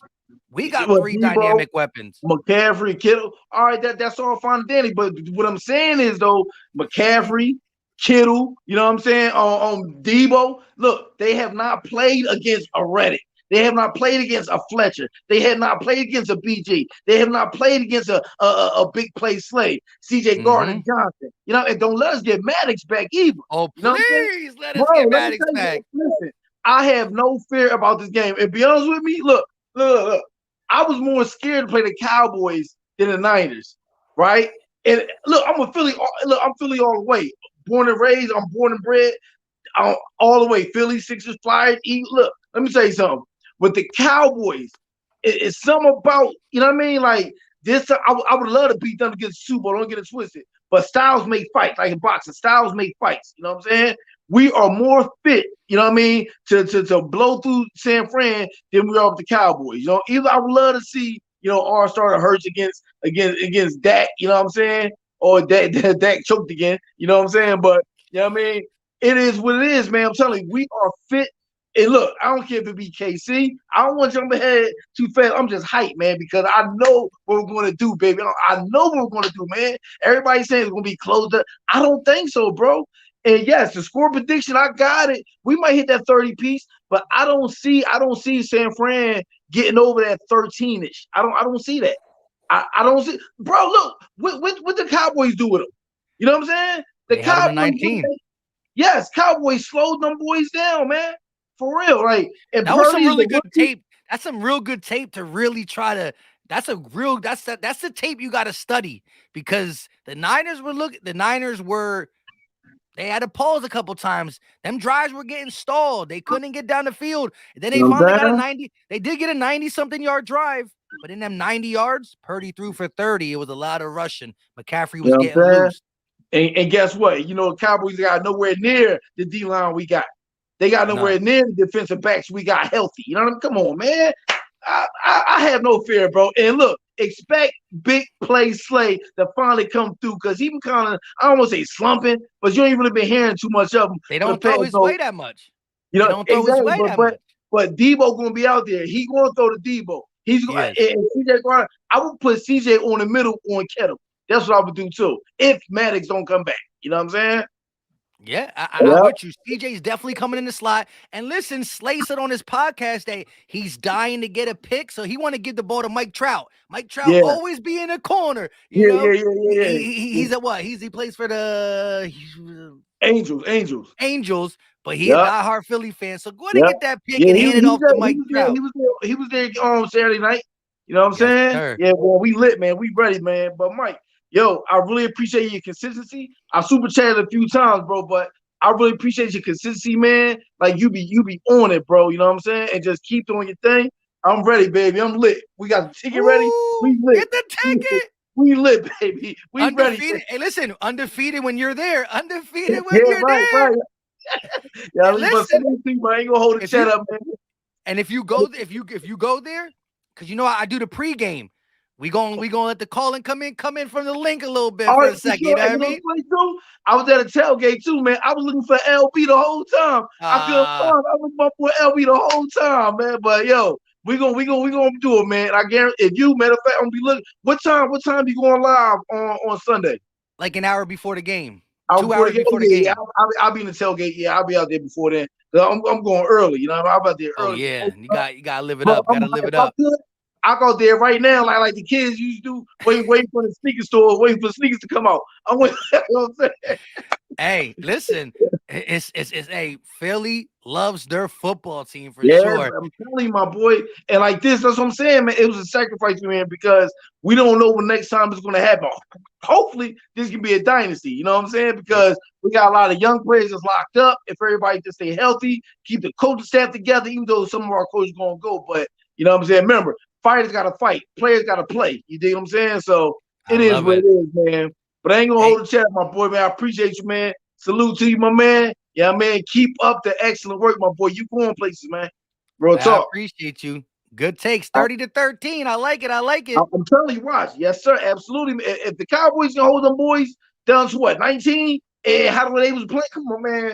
Come on. Listen, we hype. Reddick is hype right now. You know what I mean? BG, he want another one. Like, yo, we not playing no games, man. This is I it. love it. I love it. I love it. Appreciate you, heat boxing. Be All easy, right, bro. no doubt, my boy. I'm holler at you, Mike. Thank you, brother. Peace. All right, he came in with the energy. Fighters fight, players play. Gotta love that. Shout out to everybody in the chat. And listen, Niners, bang, bang, do whatever. He came back and he dipped again.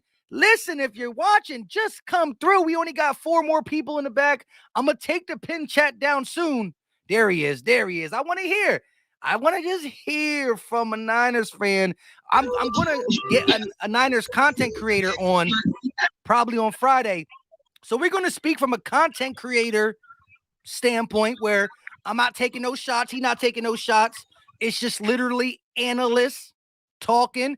But right now we got Bang Bang in the building. And I want to hear how he's feeling in Niners country. Gotta get off that cricket service though, my guy. You gotta get off that cricket service though. Come on, Bang Bang. And see, so that's probably what's happening. He's not leaving. His internet's acting up. Dang.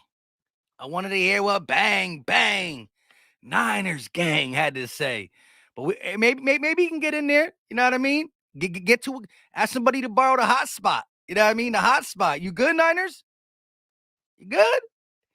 Come on, you represent Niner Nation. Your boy Rome in the chat talking like Niners fans, man. Y'all need to get him some better internet. Y'all need to get him some better internet. Come on, my guy. Zaywop, what's going on with you? Hey, man, we don't even need to hear nothing from no 49ers, nothing in this motherfucker, man. I'm keeping this shit real. Finally in here. Like I said for the Giants game, I said a 40 piece, but we almost got there. It was a couple points. It would have been that, but they didn't give us no more. They didn't give us no challenge. So we said, fuck it. We just run the ball as soon as the third quarter started. You know, get them up out of here. Pack them up. But with this game, they didn't fucked up by putting the Niners in front of us, dude. They really did. They didn't give us Brock. Y'all didn't put Brock Purdy in front of the system to go to the Super Bowl. That this is about to be a real statement game. That was a statement with the Giants. This game, though, because I'm tired of hearing all this. Like I said, I'm tired of this bullshit. I'm tired of hearing this Niners, this, that, best team, most complete team, and all this shit. I'm confused. How they the best team? We got the most sacks. We have Danner, the best offense. We have the system. We have A.J. Brown. We have Devontae Smith, Dallas Goedert. The whole damn offensive line really should be in the Pro Bowl. They already said that. Fucking Miles Sanders, Boston Scott, Kenneth Gainwell, man, the defense, Hassan Reddick, Sweat, Graham, Fletcher Cox. All eating, all about to eat. All this dogs on the line, just, oh my goodness. TJ Edwards, Sarah White, all these dogs we got. The whole roster. Dude, I can name the whole roster. Damn them, they all Pro Bowlers, but just got snubbed. They're all pros. It really don't matter. I don't want to hear nothing about no Fred Warner, no safeties, no fake ass Troy Polamalu's they got over here. I don't want to hear nothing about this because we the truth. We got the system on our team. Like, come on now. I really wanted to play the Cowboys so the system can show Michael Parsons what really was the truth. But you already know that they trash. They can't live up to the expectations of what they do. So you already know. I always thought the Niners were going to be able to beat the Cowboys just by me. I'm 31 years old, and what can go wrong will go wrong for the Dallas Cowboys. And that was a dogfight. That was a real dogfight. It opened my eyes to the Niners because I thought they were more. Yeah. I thought they were going to be able to. I thought they were literally going to be able to put up some points, like drive, because that Cowboys defense was suspect. Down the stretch, whatever they did, whatever juju, whatever speech that man that DC gave to him, because they drank that Michael Special juice or something, because the Cowboys played a great defensive game. Mike Special stuff. Yeah. But again, certain things the Cowboys do I think it all stems from the pressure that was put on Purdy. The pressure that was put on Purdy, also the way they stopped the run. Now, I'm not saying we're going to automatically shut down McCaffrey the way Dallas did, because Dallas don't normally do that. And McCaffrey's a special player, and they got a very unique running style, but their running style falls into what we do good. Running from 21 personnel is not what you want to do against the Eagles. We're the best in the league on that. So maybe they switch some things up. Shanahan is one of the best coaches in the game, one of the best play callers. But if we slow down McCaffrey, with the pass rush we're going to present, that's when I start to say we in our bag. That's Yep. when I start to say You know we we in our in our bag. bag with that 5-man front, and as soon as people they try to run on this that first second down, when we shut that down, it's raps, rapsy, scapsy. Like they can't do shit after that because you about to throw the ball, we teeing off now. We about to just pin our ears back, and we're gonna just tear your quarterback. He gonna need 2 new jerseys by the time the game done. So we about to rip that shit apart. Cause Really, man, it ain't gonna be a Purdy jersey for sure. I it's will not say gonna be. this again: if McCaffrey gets going early, it's gonna disrupt what we want to do for sure. Yes, that's Because all. That's the first one we got to stop. Get McCaffrey out the game, and we just got to stop the run. That's all we got to. What we done all year. We stop the run. It's over for the other team. They not about to throw on us in our corners and our 70 DBs. sacks don't come around. And so Niners fans talking about Cowboys defense faster, Cowboys defense better. They've been saying that. Yes, they definitely been saying it. And even if you want to say faster, you might be able to have that because Micah Parsons and they were playing him at the linebacker position because of McCaffrey getting to the outside. So I'll give him that. But if McCaffrey don't rush for 100 yards, it's a wrap because that means you were playing a lot of 3rd and 7s, 3rd and 8s, and you don't get 70 sacks by mistake. And there's not one guy. Go ahead and double Hassan. Cool. Go ahead and double anybody on the team. There's multiple. See, one thing about the Niners, 44 sacks, 70, 44. Yep. 18 of them came from Bosa. That means the rest of your squad has 26. Hassan Reddick got 16 alone, just by itself. So shit, we already, man. I don't. Where did they start saying? Where did this best #1 defense should come from? Because have they been watching the Eagles this year? We literally have. They West Coast. Listen. When it's 1 o'clock, it's only when we play at 1 o'clock. They sleeping. They sleeping. Yep, they sleeping. What is it? We play at 1. Is it 3 hours away? 3 hours difference. So yeah, we from Cali, so it's 7. Yeah, 3 hours back. 11. So yeah. So it's, you already know how it go, man. 10. What am I talking about? Yeah, I'm tripping. It's 10. Yeah, it's 10:33. 10 in the morning. Yeah. So man, it's crazy. But I'm glad we about to really go put up 40 points. I'll give them 5 days. 5 days until we find out what's really going on. Man, they really. This is our time right here, dude. This is Jalen. They ain't nobody about to snatch this shit from us. This is what we've been wanting.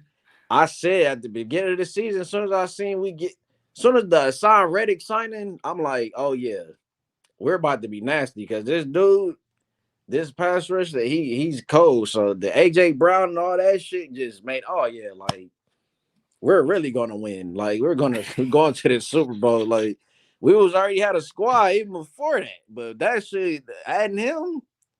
Man, this shit is crazy. Hey, listen, I love your confidence. I believe in the Eagles I believe the Eagles can win this game and will win this game, but I do think it's going to be a heavy. It's going to be some heavy. Again, I got a lot of respect for the Niners. Their roster, and their coach.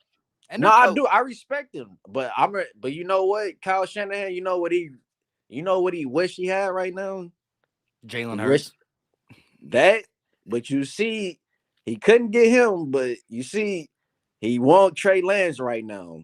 Kyle Shanahan know what this NFL is and what it's about. That's why they drafted him. They're gonna have a tough decision between Purdy, Lance, Jimmy G, but that's on them. Let me get your score prediction before I get you out of here, my guy. Oh yeah, shit. All right, yeah, man. 40-17. I'll let 2 touchdowns in the field goal. That's the best I might think they can do against us. But we for sure putting up 40 points. This is a statement game right here. Statement game. Put the NFL on notice for the Super Bowl. They know what's going on. They know what's up. Hey, you get 40, man. I'm gonna be cheesing the whole week. I ain't gonna be able to stop. Man. I'm about to be gritty and all around the house, man. Hey, I love it. Be easy, bro. All right, you too. Appreciate that, man. No problem. We got 2 more left. That one guy with the $2 super chat, man. 34-17. Let's bleeping go, Birds. I'm liking that. I'm liking all the score predictions y'all been giving us. Listen, there's only 2 people left. If a Niner fan wants to come in and talk a little bit, not no crazy over the top talk, A little back and forth. I will, for the Niner fans that have been watching this channel this week, shout out to y'all. We will have on Friday a Niners content creator to go back and forth with. We'll see. But shout out to Lawrence Greer. What's up, Lawrence? What's going on? What's going on with you, man? Lazy Eagles 25 in the building. You already know. Oh, You see that? Lays. What's all right? I respect. I'm glad to get you in here. Yeah, what's up, man? Thank you for letting me up. You see that big ass eagle on my fucking wrist, right? This shit's serious for me, man. It's forever. I bleed that. Listen, I got one too, all the way up here on my shoulder because I got it when I was 15. Had to go through a couple different tattoo parlors because they were like, you need to be 16 with Facts. a parent signature. I got it at 15 on my 15th birthday, so you know what I mean. Yeah, them Niners not coming in here show me that there might be some bots up in here, but what's your take on it, Lays? Well, my opinion, I really feel bad for that kid, honestly. Like, sit back and just look at Brock Purdy, bro. Like, I really feel bad for this kid. They're throwing him to the wolves. Now, he's been playing persistent, right? Was it 10 or 12 games straight? They're on a 12-game winning streak, but He he's played 8 of them. He's due. If you're a Niners fan, I would just say let this be the game that he's due to have a bad game. This is the game. You do not want him to go all the way to the Super Bowl and lay an egg. This is the game you want him to go so you can know next year to start Trey Lance and know what you got, bro. Brock Purdy, I feel bad for that kid naturally, bro. Hassan Reddick, the whole defensive line, CJ Gardner-Johnson. If it's me, we're gonna fuck him up off the rip, right? Load the whole box up. TJ Edwards and everybody come up and just I'll let Reed Blankenship and Marcus Epps go back there and do what they do. I trust them back there. Load the box. McCaffrey and fucking Debo. Don't let Debo know all around the bounce, none of that, bro. And TJ Edwards is good. He's a land shark. He can chase people down. But I'm telling y'all, CJ Gardner-Johnson and Reed Blankenship, I trust them back there, bro. Load the box. Trust me.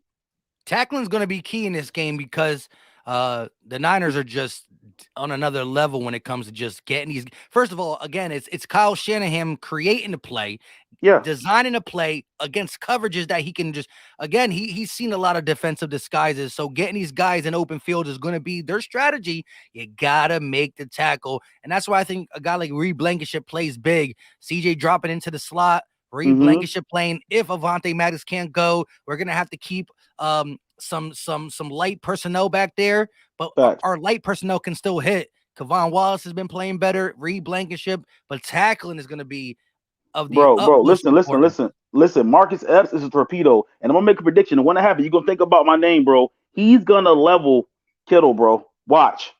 He gonna do the same shit. Hey, listen. If Kittle was bobbling the ball, like again, Trayvon Diggs is known for taking off tackles. Now, I'm not saying he does not tackle at all. I'm not saying, but he's known for making business decisions. And you can tell he had a free reign to go low and hit this man because he was bobbling the ball. Facts. And he just whiffed. Now, listen, Kittle, that's concentration. And Kittle's a beast. But, man, Marcus Epps is giving his body up for that. He's saying he just... He's gonna take that. I'm telling you, Marcus Epps is the type of dude that they have to talk to him because Marcus Epps, he will take that fine, bro. He will take that fine against the Super Bowl. And I'm gonna say a couple more things. I know you got to go, but Christian McCaffrey, right? I don't keep calling him CJ, but Christian McCaffrey, he's nursing a calf, bro. Nobody's talking about that. He's nursing a calf. It's a stinger. It's not major, but it's a stinger. It's there. Niner fans trying to be real quiet about that, John. Go back and look it up, bro. I swear to God. Then after that, you got who else? You got Debo. Remember, he coming off injury. They are gonna, like you said, they placed the Mitchell was nice too, though. I mean, I think I like that kid Elijah Mitchell too, though.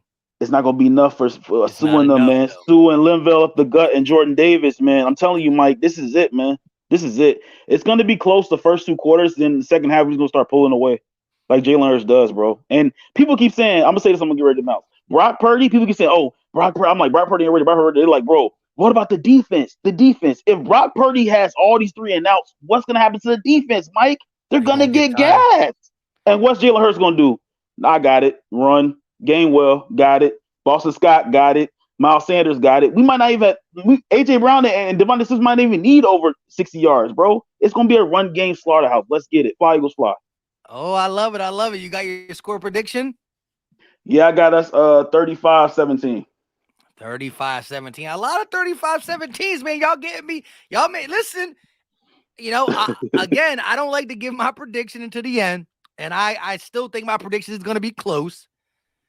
But man, I'm loving it. Philly feeling it. It's a Philly thing. I ain't mad at it at all. Philly, Bill, Mike, listen, bro. Gainwell go off, they're gonna be in trouble. If Gainwell start going off, Jesus, hey, bro. Gainwell was the first running back to have over 100 yards rushing in the playoffs since I think Westbrook or something, bro. Bruh. Long story. And that's gonna be a long story for the offseason too, man, because Miles Sanders, man, look, bro, I love you. You help us get a ring, whatever, but Gainwell could be the one. And we could use Miles Sanders and get us some more defensive weapons too. Yeah. You know? It's gonna be tough. We do got some free agents we gotta talk about, but the nucleus is there. Man, Lays, I appreciate you. 35-17. I'm gonna hold that. Plus, I'm gonna remember the missile, Marcus Epps, is gonna lay somebody out.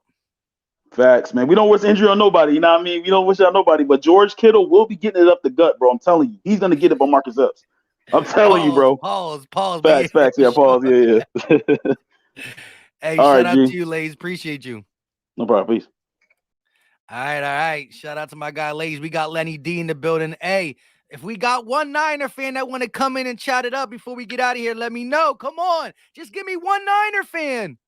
I'm gonna get a Niners content creator on Friday, but we gonna be a little too nice to each other. I don't want you. And again, we not threatening each other, but I want to see what the Niners really feel about this Eagles team. But go ahead, Lenny D. Let them know how you feel. This is a Philly channel for a reason. Can you hear me? Yes, sir. All right, I'm feeling real good right now. Born and raised in Dallas, but I'm an Eagles fan, and glad to see the Cowboys miserable. That's always a plus. Always. But the Cowboys defense pretty much gave us the blueprint. Just be fast, flying to the football. Don't assume that one person's gonna take that person down. Still go down there and gang tackle. That's the whole method to it. Just play smart, play physical, because that's a physical team right there. So, and for offense, we just got to assert our dominance. Our offensive line, pushing that offensive line pretty much similar how we did with Dexter Lawrence and that defensive line for the Giants. It's all about just being physical and asserting our dominance, and we should pick up an easy W because Dallas, granted, they didn't win.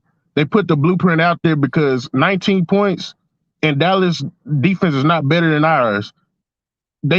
Cowboys could have easily won that game if Dak didn't throw 2 picks. Jalen Hurts is the best decision maker in all of football. So with them holding them to 19 and they not being the best defense, what you think our defense gonna do?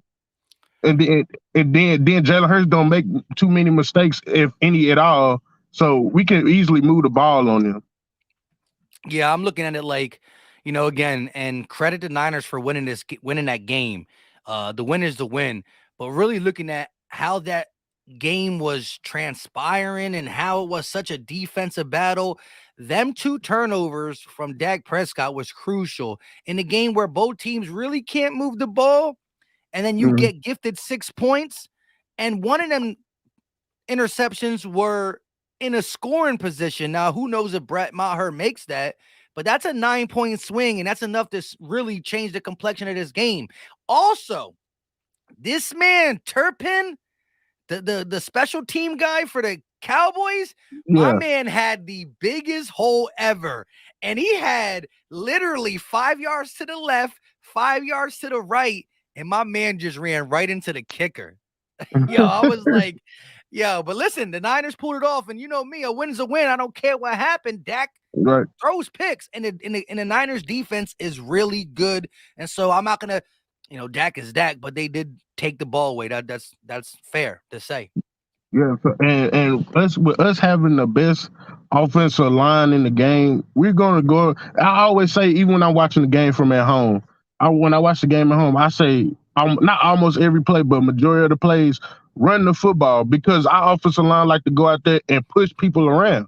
You seen I think it was Kelsey or Landon Dickerson knock somebody down with one hand, pancake them. You know what I'm saying? We like to go out there and assert our dominance, be physical, and then when you do running plays, it opens up play action more. So the middle of the field be wide open because your linebackers crash down thinking it's a running play, and boom, the middle of the field open. And what's better to run the slant with the slant king himself, AJ Brown. You know what I'm saying? So it's all about just playing smart and physical football with the 49ers. Yeah, you said it right there. I think the blueprint was given via the Cowboys. We just got to now execute it. Just because something is shown, don't mean that the Niners ain't going to make their adjustments. They're a very smart coach team. I like DeMeco Ryans. He's a candidate for a head coach. Kyle Shanahan has always been good at doing what he does. You got a score prediction for me, Lenny, before we get you out? I don't really do score predictions like that. So, I mean, I just want us to get the W by any means necessary. I love that answer, bro. I love that answer. But appreciate you for having me on, man. No problem, Lenny. Appreciate you. Thank you. All right, peace. All right, listen, chat. We don't gotta be doing all them threats and mama jokes and all that. Listen, as I tell Niner fans to keep it classy in here, and some of them do, some of them don't. You know what I mean? Trash talking sports, trash talk team, trash talk this, trash talk that is cool. But the whole back and forth, I'm gonna beat you up, you're gonna beat me up, this, then the third. Come on, man. That's just the internet, man. Let's keep it football for sure. We got a Niners guy up in here. 49ers, Alex. What's up with you? Hey, what's up, Philly Mike? How you doing? How many years you been a Niners fan? Shit, I've been a fan since like 2000. I'm still young. I'm only 18 years old. So you've been a fan for about 5 years now. All right, I ain't mad at the game, you know. You said 18? Yeah, I'm 18 years old, man. All right, so I how didn't go you till I'm dead and cold, though. I mean, you got to see. You probably were still, you know, low-key rooting around when Colin Kaepernick faced Joe Flacco in the Super Bowl. You got to see Jimmy G against Pat Mahomes for sure, and you got to see last year the Rams kind of knock you guys off. But you guys been relevant. If you're just becoming a fan as of late, you've been relevant for sure. How do you feel about the Niners coming to Philly? In your initial thoughts?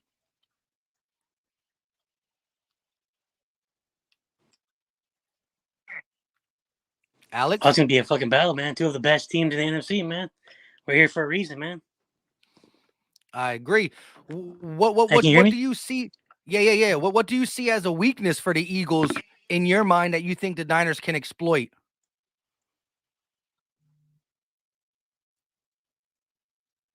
Yo. Alex. Going once. Going twice. You're out of here. That's crazy. If a Niner fan can come in and just give me some words before we get up out of here. Benji, what's up with you? Coming back for the second time. You already know. Yes, sir. Look, I didn't get my score prediction that first time. I'm thinking like we definitely gonna put up a 30 burger. I don't see them putting up 20. They might put up 20 no more. We might put up more than 30. I say 34-17. 34-17? But also, I say 34-17. Yeah. But going like talking about the game and whatnot. Look, we're not taking nothing away from the 49ers, bro. We're not taking shit away from the 49ers. Like, they the number 2. Know what I mean? They did what they did this season for sure. It just ain't gonna happen for them, bro. It just ain't. Like, we don't make the rules to this shit. We all just living this shit, dog. We don't make the rules. It just ain't happening, bro. This is finna be probably like the sweetest road to the Super Bowl I've ever seen in my life. I was born in 92. Know what I mean? This is about to be sweet, bro.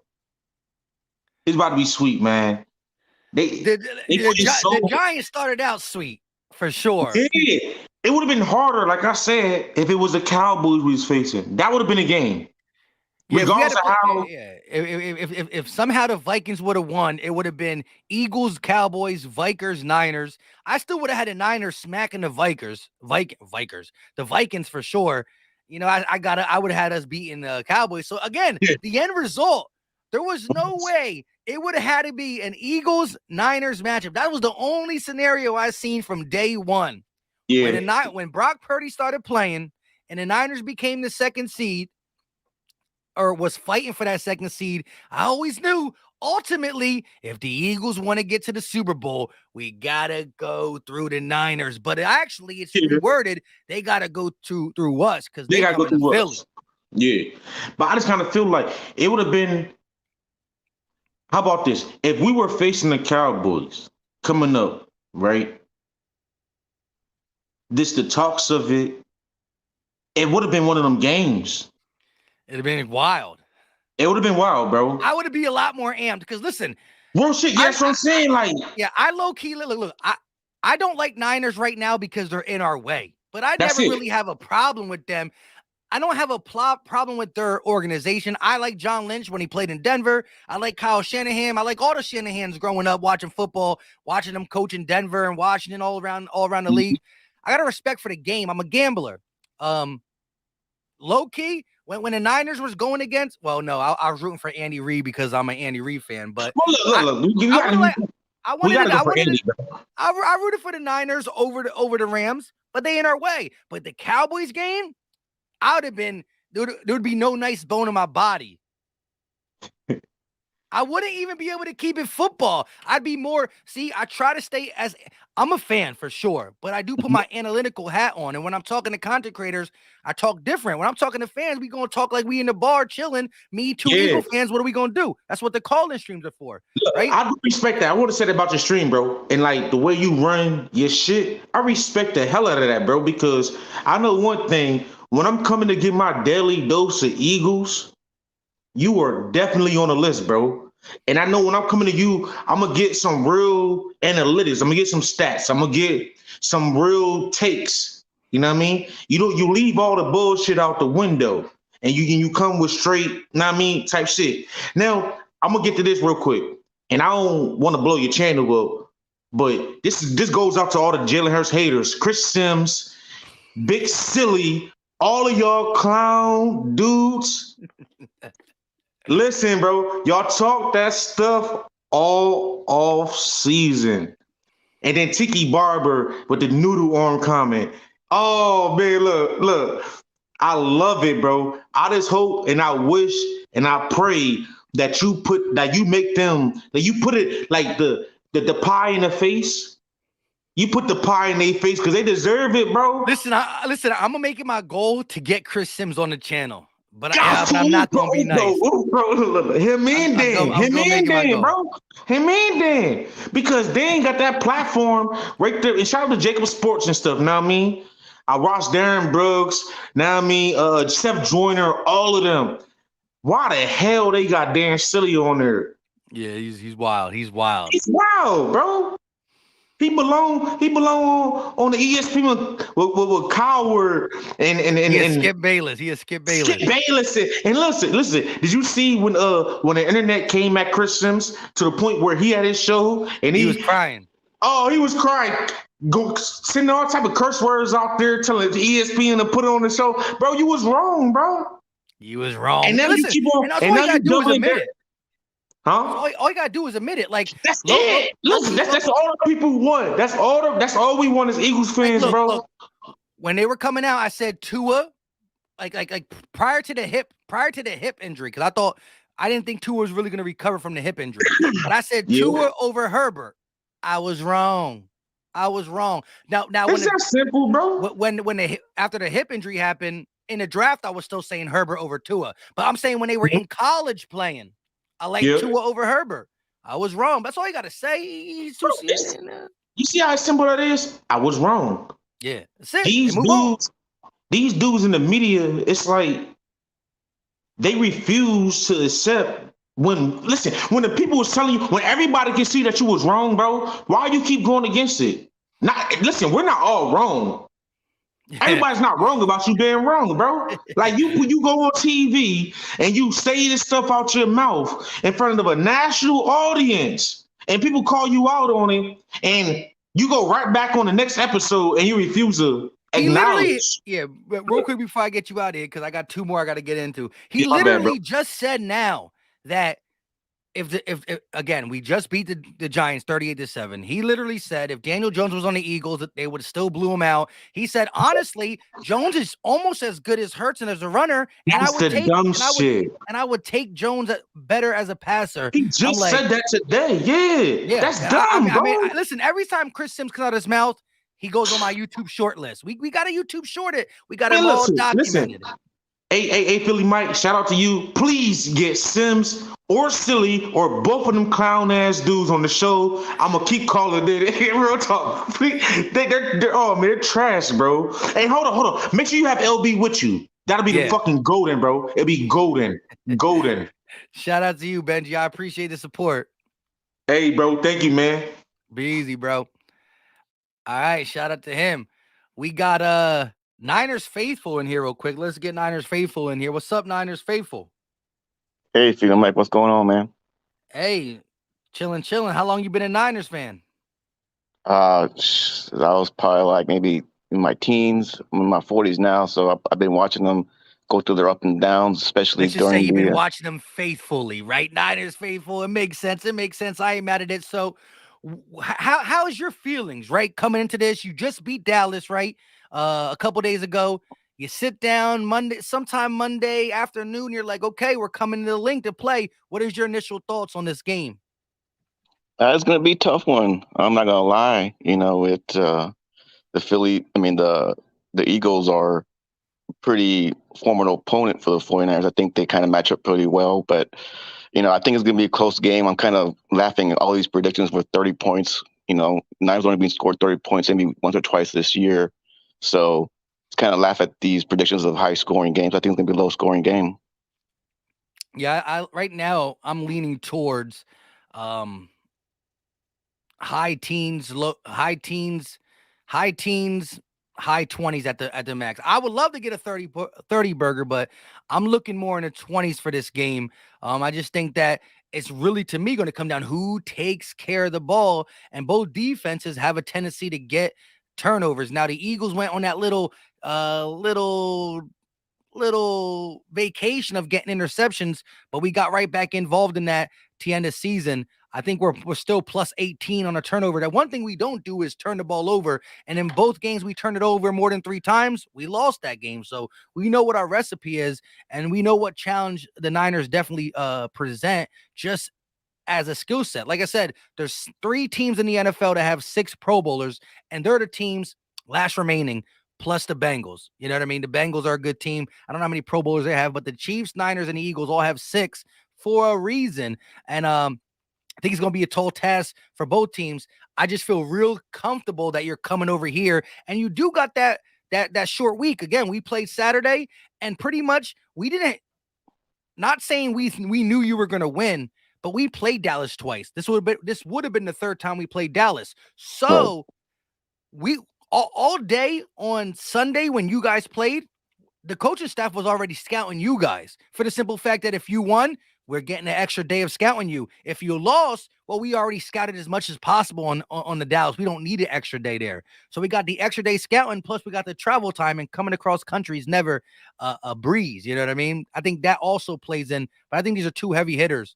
Yeah, but you also got to see last year, Niners did really well with traveling. You know, they went in the playoffs. They took care of the Packers, and that was a big win for them, and that's in the cold weather as well. So I feel they're pretty prepared, and they've kind of had experience with it last year. It's going to help them for this game. Yeah, I will agree. But the one thing I can say, you know, this is going to be a little bit of unfamiliar territory with these 2 teams matching up. I know we played last year in the link. It was a slugfest. What was it, like 17-11, something along them lines? We did have a fumble recovery. You know what I mean? Yeah. Niners faithful. I know you definitely watched the game. I remember that fumble, but it's neither here nor there. Good game, y'all won. But y'all have a rap of beating Aaron Rodgers. He just can't beat you guys. Right. I mean, it's true. But there was a game where it was cold. Everyone was picking the Packers to win, and they pulled it out somehow. It was a dirty, ugly game, and they pulled it out. So there's confidence with the Niner faithful that they can go cross country and do it again. Yeah, and I will say that, you know, when you have a team that can win games just like the Eagles, and that's one thing I hold my hat on, and I'm going to give you guys the same credit.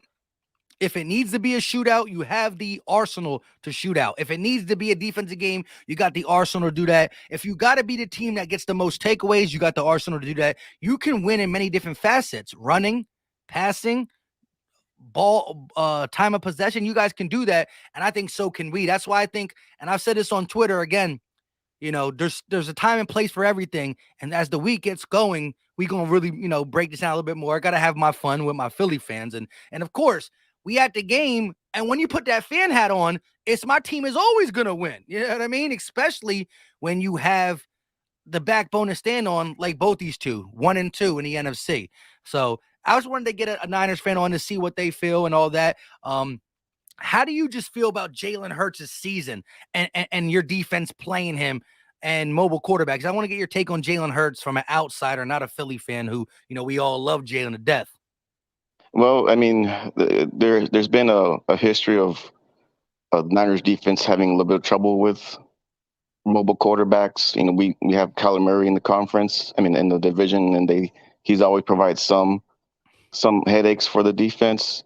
But again, it's a collective effort. And one thing that I know about the Niners defense is that they're really, they're ball hogs. Like they scramble and they gang tackle. And I think that's what's going to take to at least slow Jalen down where he won't be that effective as a runner. I agree with you. Now, from the standpoint of looking at Jalen Hurts in the league with quarterbacks, like, do you think he's overhyped in the media, underhyped, or you think he's where he should be at? I think where he is right now is, I wouldn't say overhyped, but there still needs you need more of a history, right? So he's still really young. He's first season doing what he's doing. Yeah, yes, first season. So you got to have that consistency of multiple years doing what he's doing, and after that, I say he can be up there with the Mahomes and the other top tier quarterbacks. All right, last question, and I like this. You see, we could play nice. No, I'm just kidding. If we get a bad rap, Philly fans is so mean, some of us, but nah. Yeah. That being said, what is your take on Purdy? And again, 8 games, all wins, 6 in the regular season, 2 in the playoffs. He's done everything you asked for, hasn't turned the ball over. How do you feel about him in general? And then do you see a scenario where you let him be your quarterback going forward and you try to mortgage Trey Lance or Jimmy G or whatever going on? But what's your take on that?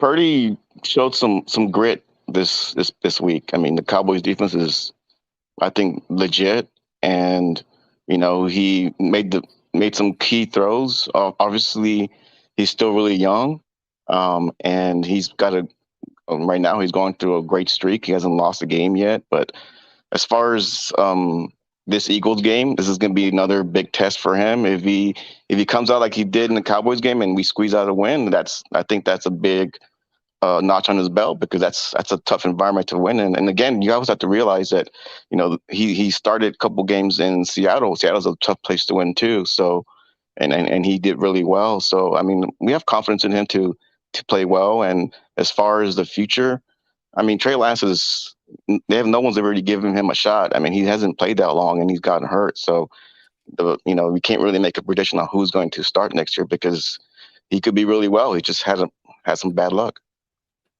Yeah, and right now it's crazy. You got Jimmy G's the journeyman, or not journeyman, but just a solid guy who has a winning streak with you guys, and you got now both spectrums, 2 young guys, one in the first round, one in the last round. It's going to be very interesting. And I agree. Listen, at the end of the day, if you guys win, no matter how ugly and no matter how pretty, any win coming out of Philly for young Brock Purdy will be a super big feather in his cap going to the Super Bowl. Again, that's one thing, that this is the youngest NFC championship matchup in NFL history from the quarterback position. When you combine Jalen Hurts and Brock Purdy's age, it's the youngest duo, and I think it's going to be a really good fight. I think we've got comparable rosters.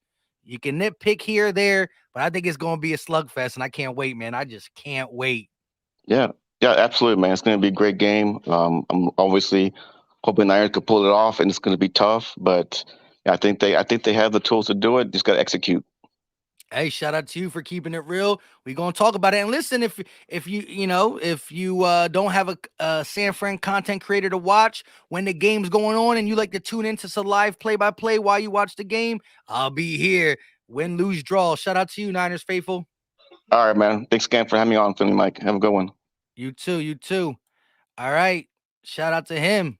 Now we got D Dragon. What's up, D Dragon? AOD. Dragon D. Sometimes you're like, I'll be waiting so long, I had to just, sit it down and leave for a little bit. Shout out to Dragon though for being back here. Let's get to Niners. Alex, what's going on? Hey, can you hear me now? Yeah. So just give me a little bit of how you feel about this game before we get up out of here. You're the last one, last but not least. Yeah, man, I'm just blessed to be here, man. Losing Jimmy G and Trey Lance in one season fucking sucks, man. But I'm just happy to be in the NFC Championship, man. It's fucking huge, man. We're going up against fucking Mike Tyson right now, man. Eagles are a good fucking team, bro. Yeah. So we earned our spot, Both teams are in the spot for sure. So what is your level of confidence in your quarterback, your young quarterback? I have trust in Purdy, man. He's young, but he's the last pick of the draft. He has a chance to make history here. That's true. I mean, that's why he calls himself Mr. Irrelevant for sure. I agree. It's definitely going to be a slugfest. Do you feel more confident in your run game versus Philly or your pass game versus Philly? Probably a run game. Honestly, man. We could do jet sweeps. We could do outside runs, inside runs with Debo, Elijah Mitchell. CMC doesn't have to have 100 yards, We still have Mitchell. We still have Debo, Ray McLeod. Even our fullback, Kyle Juszczyk, he could run the ball too, man. Yeah, you definitely are one of them teams that stay with the fullback, and I like what Juice provides. Catching, running. He keeps you versatile because you can set up heavy sets, and then make the defense think that you are going to run the ball up the middle or use him to block, and then you come out with a play action pass, and just so much you can do from that standpoint in today's game, and you can get the upper hand.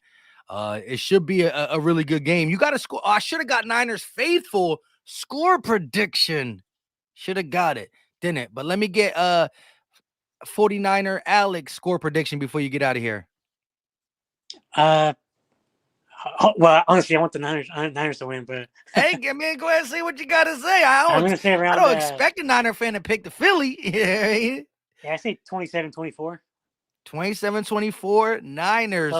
Close game, man. Defense, big defense game, but yeah, it's 27-24. All right, I ain't mad at it. You know what I mean? You kept it close. I hear you, bro. It's gonna be close, man. I mean, Eagles. If we play a bad game, Eagles are scoring 40, but if we play a clean game, I think we could win by at least 3. All right, I love it. Shout out to you, Alex. If you want, come through in the play-by-play. I'll be chopping it up. I appreciate it, man, and good luck on Sunday, man. It's gonna be a fun game. I want to be a gentleman and say you too, but I can't do it. It's football, man. It's all good, bro. Hey, now you're good. Be easy, but like bro. I said, man, we earned our spot, man. Let the best man win. The best team will win. How about that? Yeah. Yeah, and we could both agree on one thing. Fuck the Cowboys, right? Always. I love it. I love it. I love it. All right, Fitty Mike. Thanks for having me on, man. All right, peace. All right, we got D Dragon. He also dropped a super chat. Said my mic wasn't working, Mike. Let me back in there. I need to get back in there. What's up, dog? What up, Philly Mike? What up, man? Can you hear me okay? Yes, sir. Loud and clear. All right. There we go, man. I didn't even know you was live, man. That's what I was trying to say earlier. I was getting ready for bed, and I was like, let me hop on YouTube, see what's going on. And you was live. I was like, man, I have my VPN on. Sometimes I don't get the notifications. It happens. And I didn't plan on doing it. I literally put it up at, I put it up at 8:15 for 8:45. Like I literally put it up at 8:15 for 8:45. I saw a little window, and I wanted to get the temperature of what Philly thinks about this game. So, what's your thoughts? What's my thoughts? I mean, like, I ain't trying to sound too cocky, but like, what was they saying the last one? They said, bang bang, bang bang, y'all all the same. Come up in the link, y'all last get slain. Yeah, there you go. You gotta create something. Gotta create something. No, man. I'm fucking with them. But it's gonna be a good game for real. But honestly, like, I'm not worried about it, man. For real, I'm not worried about it for real. You just got that Philly feeling, right? That Philly feeling. Man, I'm telling you, man. It just feels right, man. It feels like 2017, man.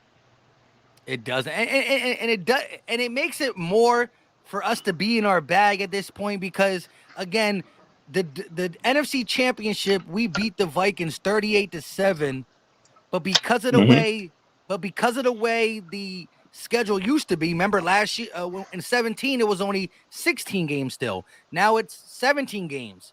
That being said, it's a week later, so on the exact date. We beat the Vikings to go to the Super Bowl 38-7.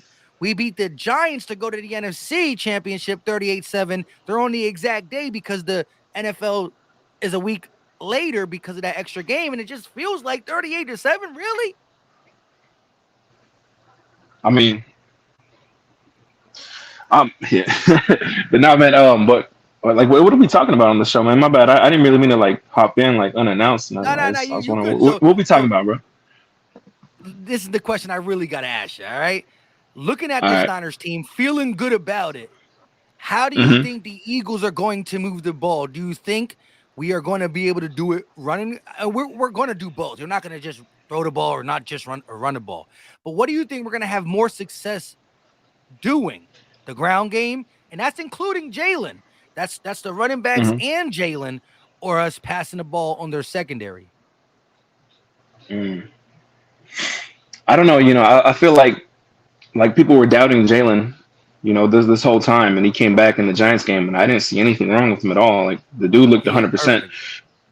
But I mean, I just feel like, they said it was nothing. I'm sure it was nothing. I ain't worried about it. But I feel like AJ is gonna snap in this game, bro.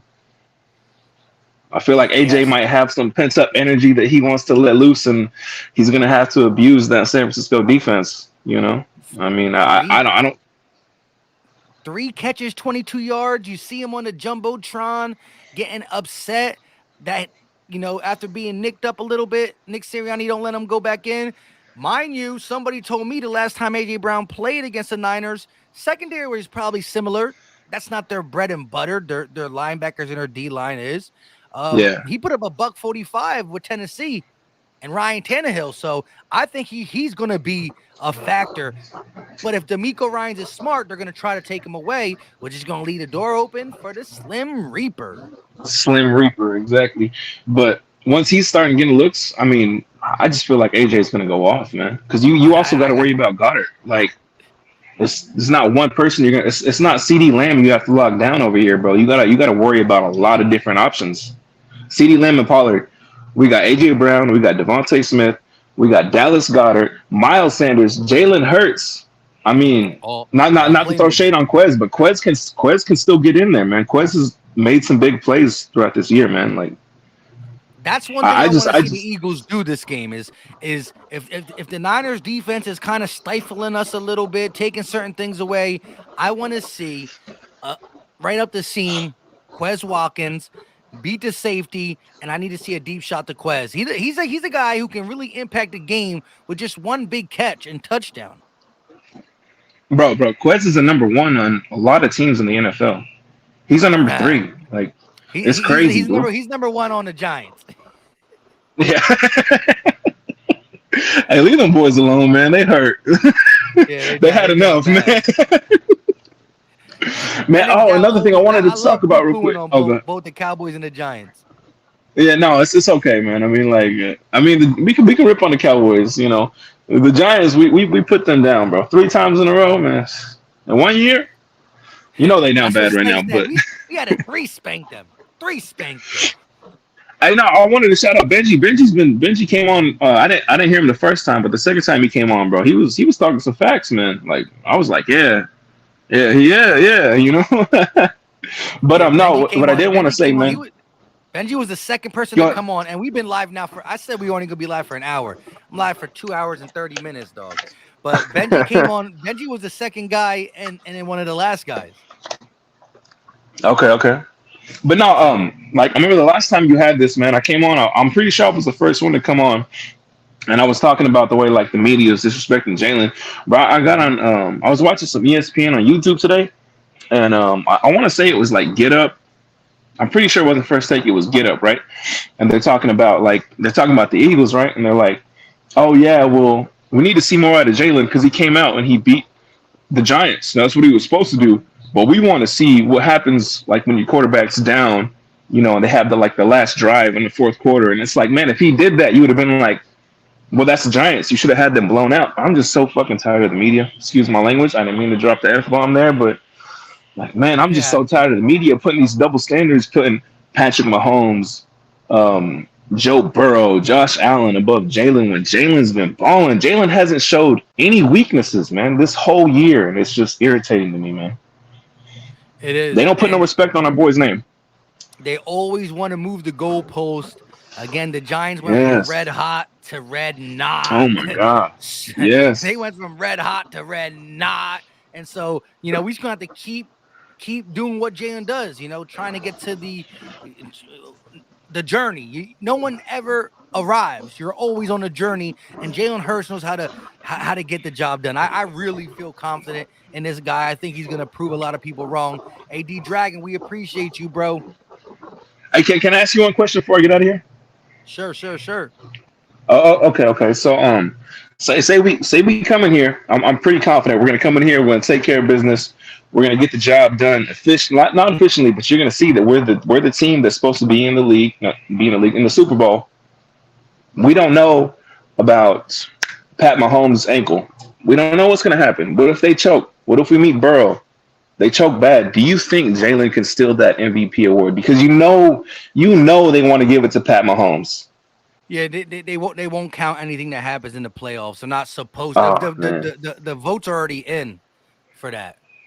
So okay. I think there's no way he can get it. I think once he got hurt, Mahomes kind of just got it. I think it would have been a real close race. I would have gave it to Jalen if he kept playing at especially the high level, especially if he beats the Cowboys, kind of knocks them off, gets the first seed early, you know, pretty much at the Cowboys week and all that. So, but it's a regular season award, and the voters are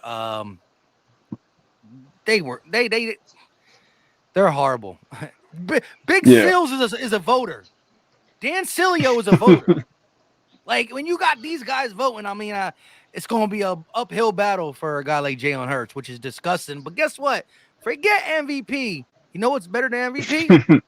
Super Bowl MVP. Yes, sir. Hey man, hey Mike, bro. Hey bro, you know I'm here. You know I'm down, bro. I'm always gonna be here to support you, man. Go Birds, bro. Appreciate it. Muscle up emoji. Yeah, muscle up emoji. Let's go. Listen, shout out to Most Wanted Clout with the $2 super chat. How do I get on the call? I got stuff to talk about. Here's the thing. I've been live for 2 hours and 30 minutes. 2 hours and 33 minutes to be exact. That being said, I said I was going to be live for an hour.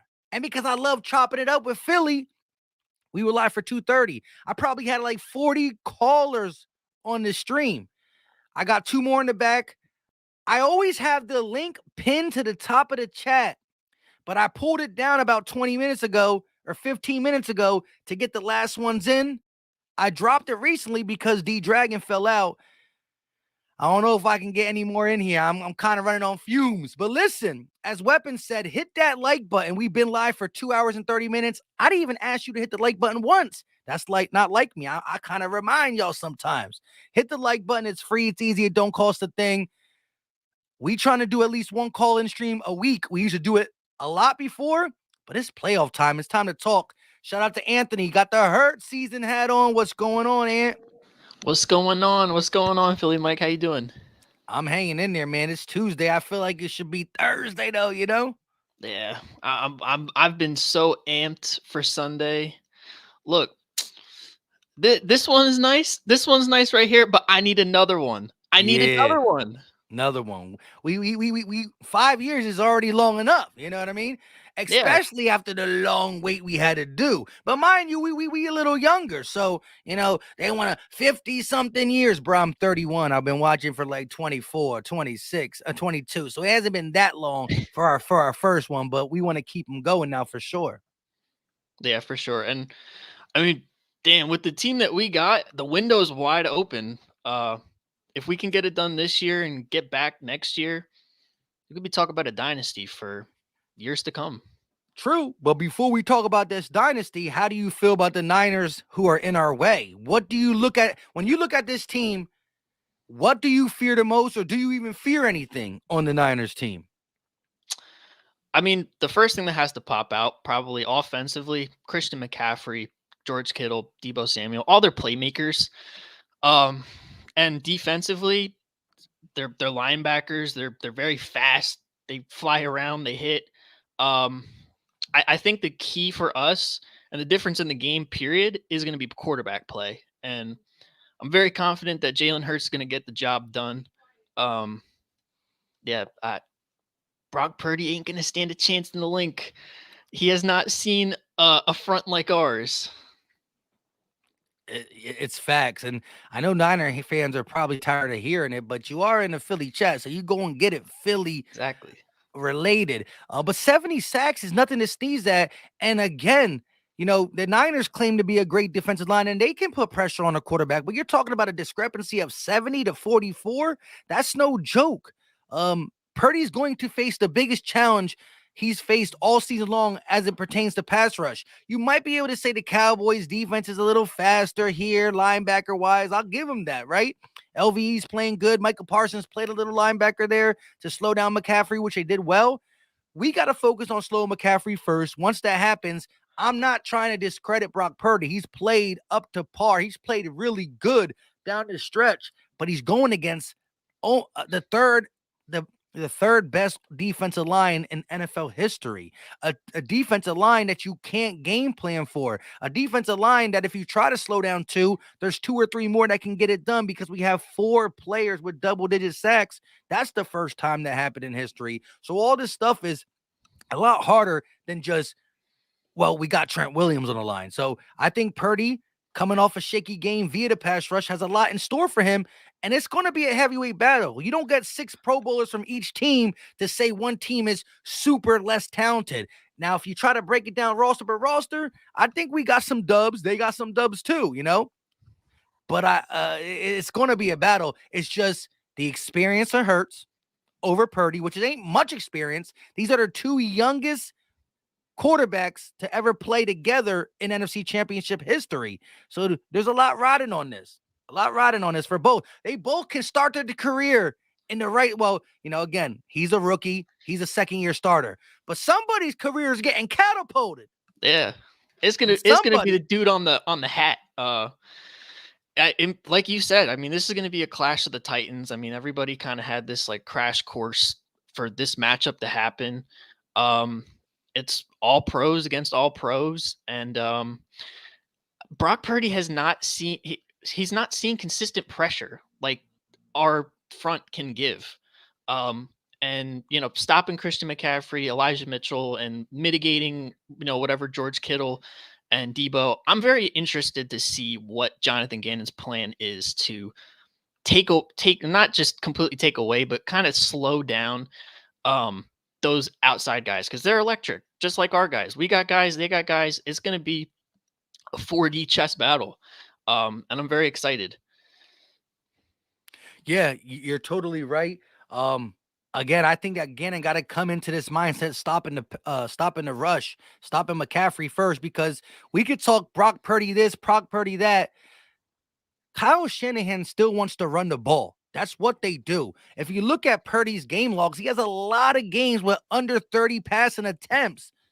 If you're passing the ball only 22, 23, 25, 22 times, and you're still winning, it's because you have a nice balanced attack, and they ain't go out and trade for McCaffrey for no reason.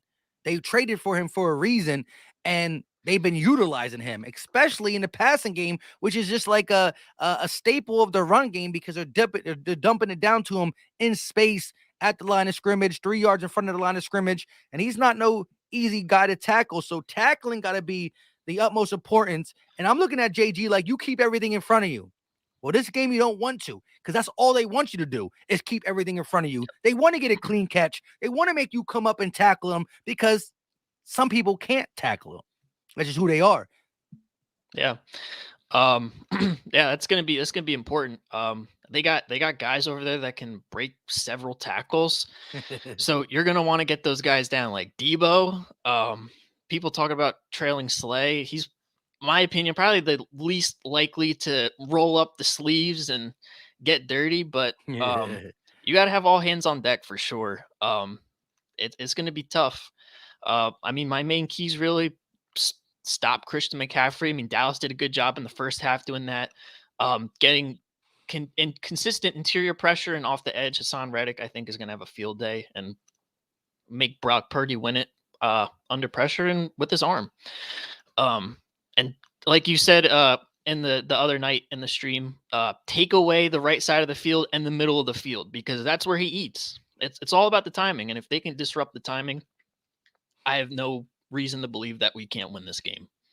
All right, so now I'm going to ask you one more question. Give me that score prediction if you got one. It's early. It's only Tuesday, but I'll take it if you got it. It's tough because I can totally see this game being close, being a defensive grudge match. But at the same time, we heard what Jonathan Gannon said about coming in 2017. Like, whoa, that atmosphere could be a pack watch. That's just how I'm feeling. In reality, it probably won't be a pack watch, but just throw it out there because why not? And I think if whoever, in my opinion, probably whoever's going to win this game has the best shot to win the bowl. So if we win this game, book it. I need me another one of these. Yes, sir. Yes, sir. Hey, I appreciate you. Everybody in here, go out and check out his podcast. He talks about the Eagles as well, but he also runs down the whole NFL. It's called the Day One Podcast, I believe, right? Yes, sir. See, I got that in the head. So all you got to do is search it. Day One Podcast. Let's go get him some subs for sure. Hurts season hat looking fresh. I appreciate you, Anthony. Appreciate you, Philly Mike. Peace, peace. Now, listen, sorry I didn't drop the link in the stream again. We are live for 2 hours and 41 minutes. I literally took the link out of the stream for the last 15 to 20 minutes because I got to go to sleep eventually. I got to wake up at 4 a.m. Do your boy a favor and hit that like button. Again, I didn't for the first 2 hours and 30 minutes, I didn't even say a thing about it, but there's no reason why we can't get 300 likes. We're literally 10 likes away. We got some MVPs in the chat. Dontrell D Dragon in the building with the $5 super chat. Bang, bang. You all the same. Come up the link. That ass gets slayed. I got to get that down packed, my guy. We go work on it. Y'all fitting to learn Sunday. Jalen the System Hurts. I always forget that because of the ... Jalen the System Hurts. Don't it? Go Birds. Forgive me. We've been live for 2 hours and 42 minutes. It's 11:30 here on the East Coast. I woke up this morning at 4 a.m. I got to wake up at 4 a.m. again. I put this stream together at 8:15 for 8:45, and we've been talking. And listen, I had like 45, 50 people call in. Y'all were talking, y'all talk. If you were here now and you weren't here early, make sure you turn notifications on because we are going to do a lot more call-in streams. We're going to do at least one per week when we have an opponent. We're going to continue it for next year, but even in the offseason, whether we're celebrating a Lombardi or talking about who we need to draft or this, that, and the third, we will be doing the call-in streams. We'll do the live play-by-plays. We'll do the regular streams that I got for y'all. We'll do the call-in streams. And, of course, we're going to drop the vids. Turn notifications on. Make sure you have YouTube Shorts enabled, Posts enabled. And we going to talk about it. Let me see a couple people in here. I am Ruiz said hit that like button. The man with the birds emoji. I don't know what that all means. MG's been hating all night. He's still here, but he's been here for a while, too. So let them keep hating. Philly Jackson came through late. Hey, Jackson, you got to call in one time. Not no more because I'm tired, but I need to get you on here one time. Don't matter if it was the start, middle, or end. They still lost. Facts. Fitbox in the building. Flap, fight, flap. I mean, what? I shine in the building. We need to get you to call in too soon. Yeah, man. Hit that like button. Kudos to you, Philly Mike. Shout out to everybody. Aisha Fox, channel member, said about to humble that boy big time. Mr. 89 said Eagles, unlike the Rams, are built for the future. 803 Hitman, shout out to you. Niners Empire by Rome 33. I don't know. Shout out to Philly Eagle 56. We still have all our picks. That's facts. Until next time, Most Wanted Clout. Listen, Most Wanted, I really wanted to get you on for super chatting that. Just got to get here a little earlier, my guy. Please get here a little earlier. We've been going for 2 hours and 45. Even though I didn't have to do all the talking because I had a co-host. I had a different co-host every couple minutes. I'm tired and I'm exhausted.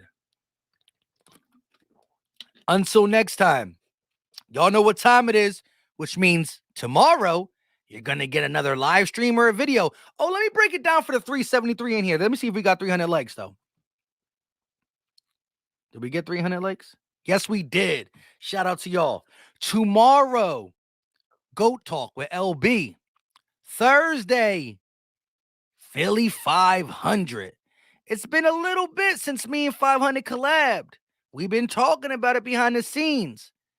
Tomorrow, Goat Talk. Thursday, Philly 500. Friday, I think I got a Niners content creator coming on here. We got to see for that. And Saturday, we might just do a big old thing. I don't know. Until next time, you know what time it is. We out. Peace.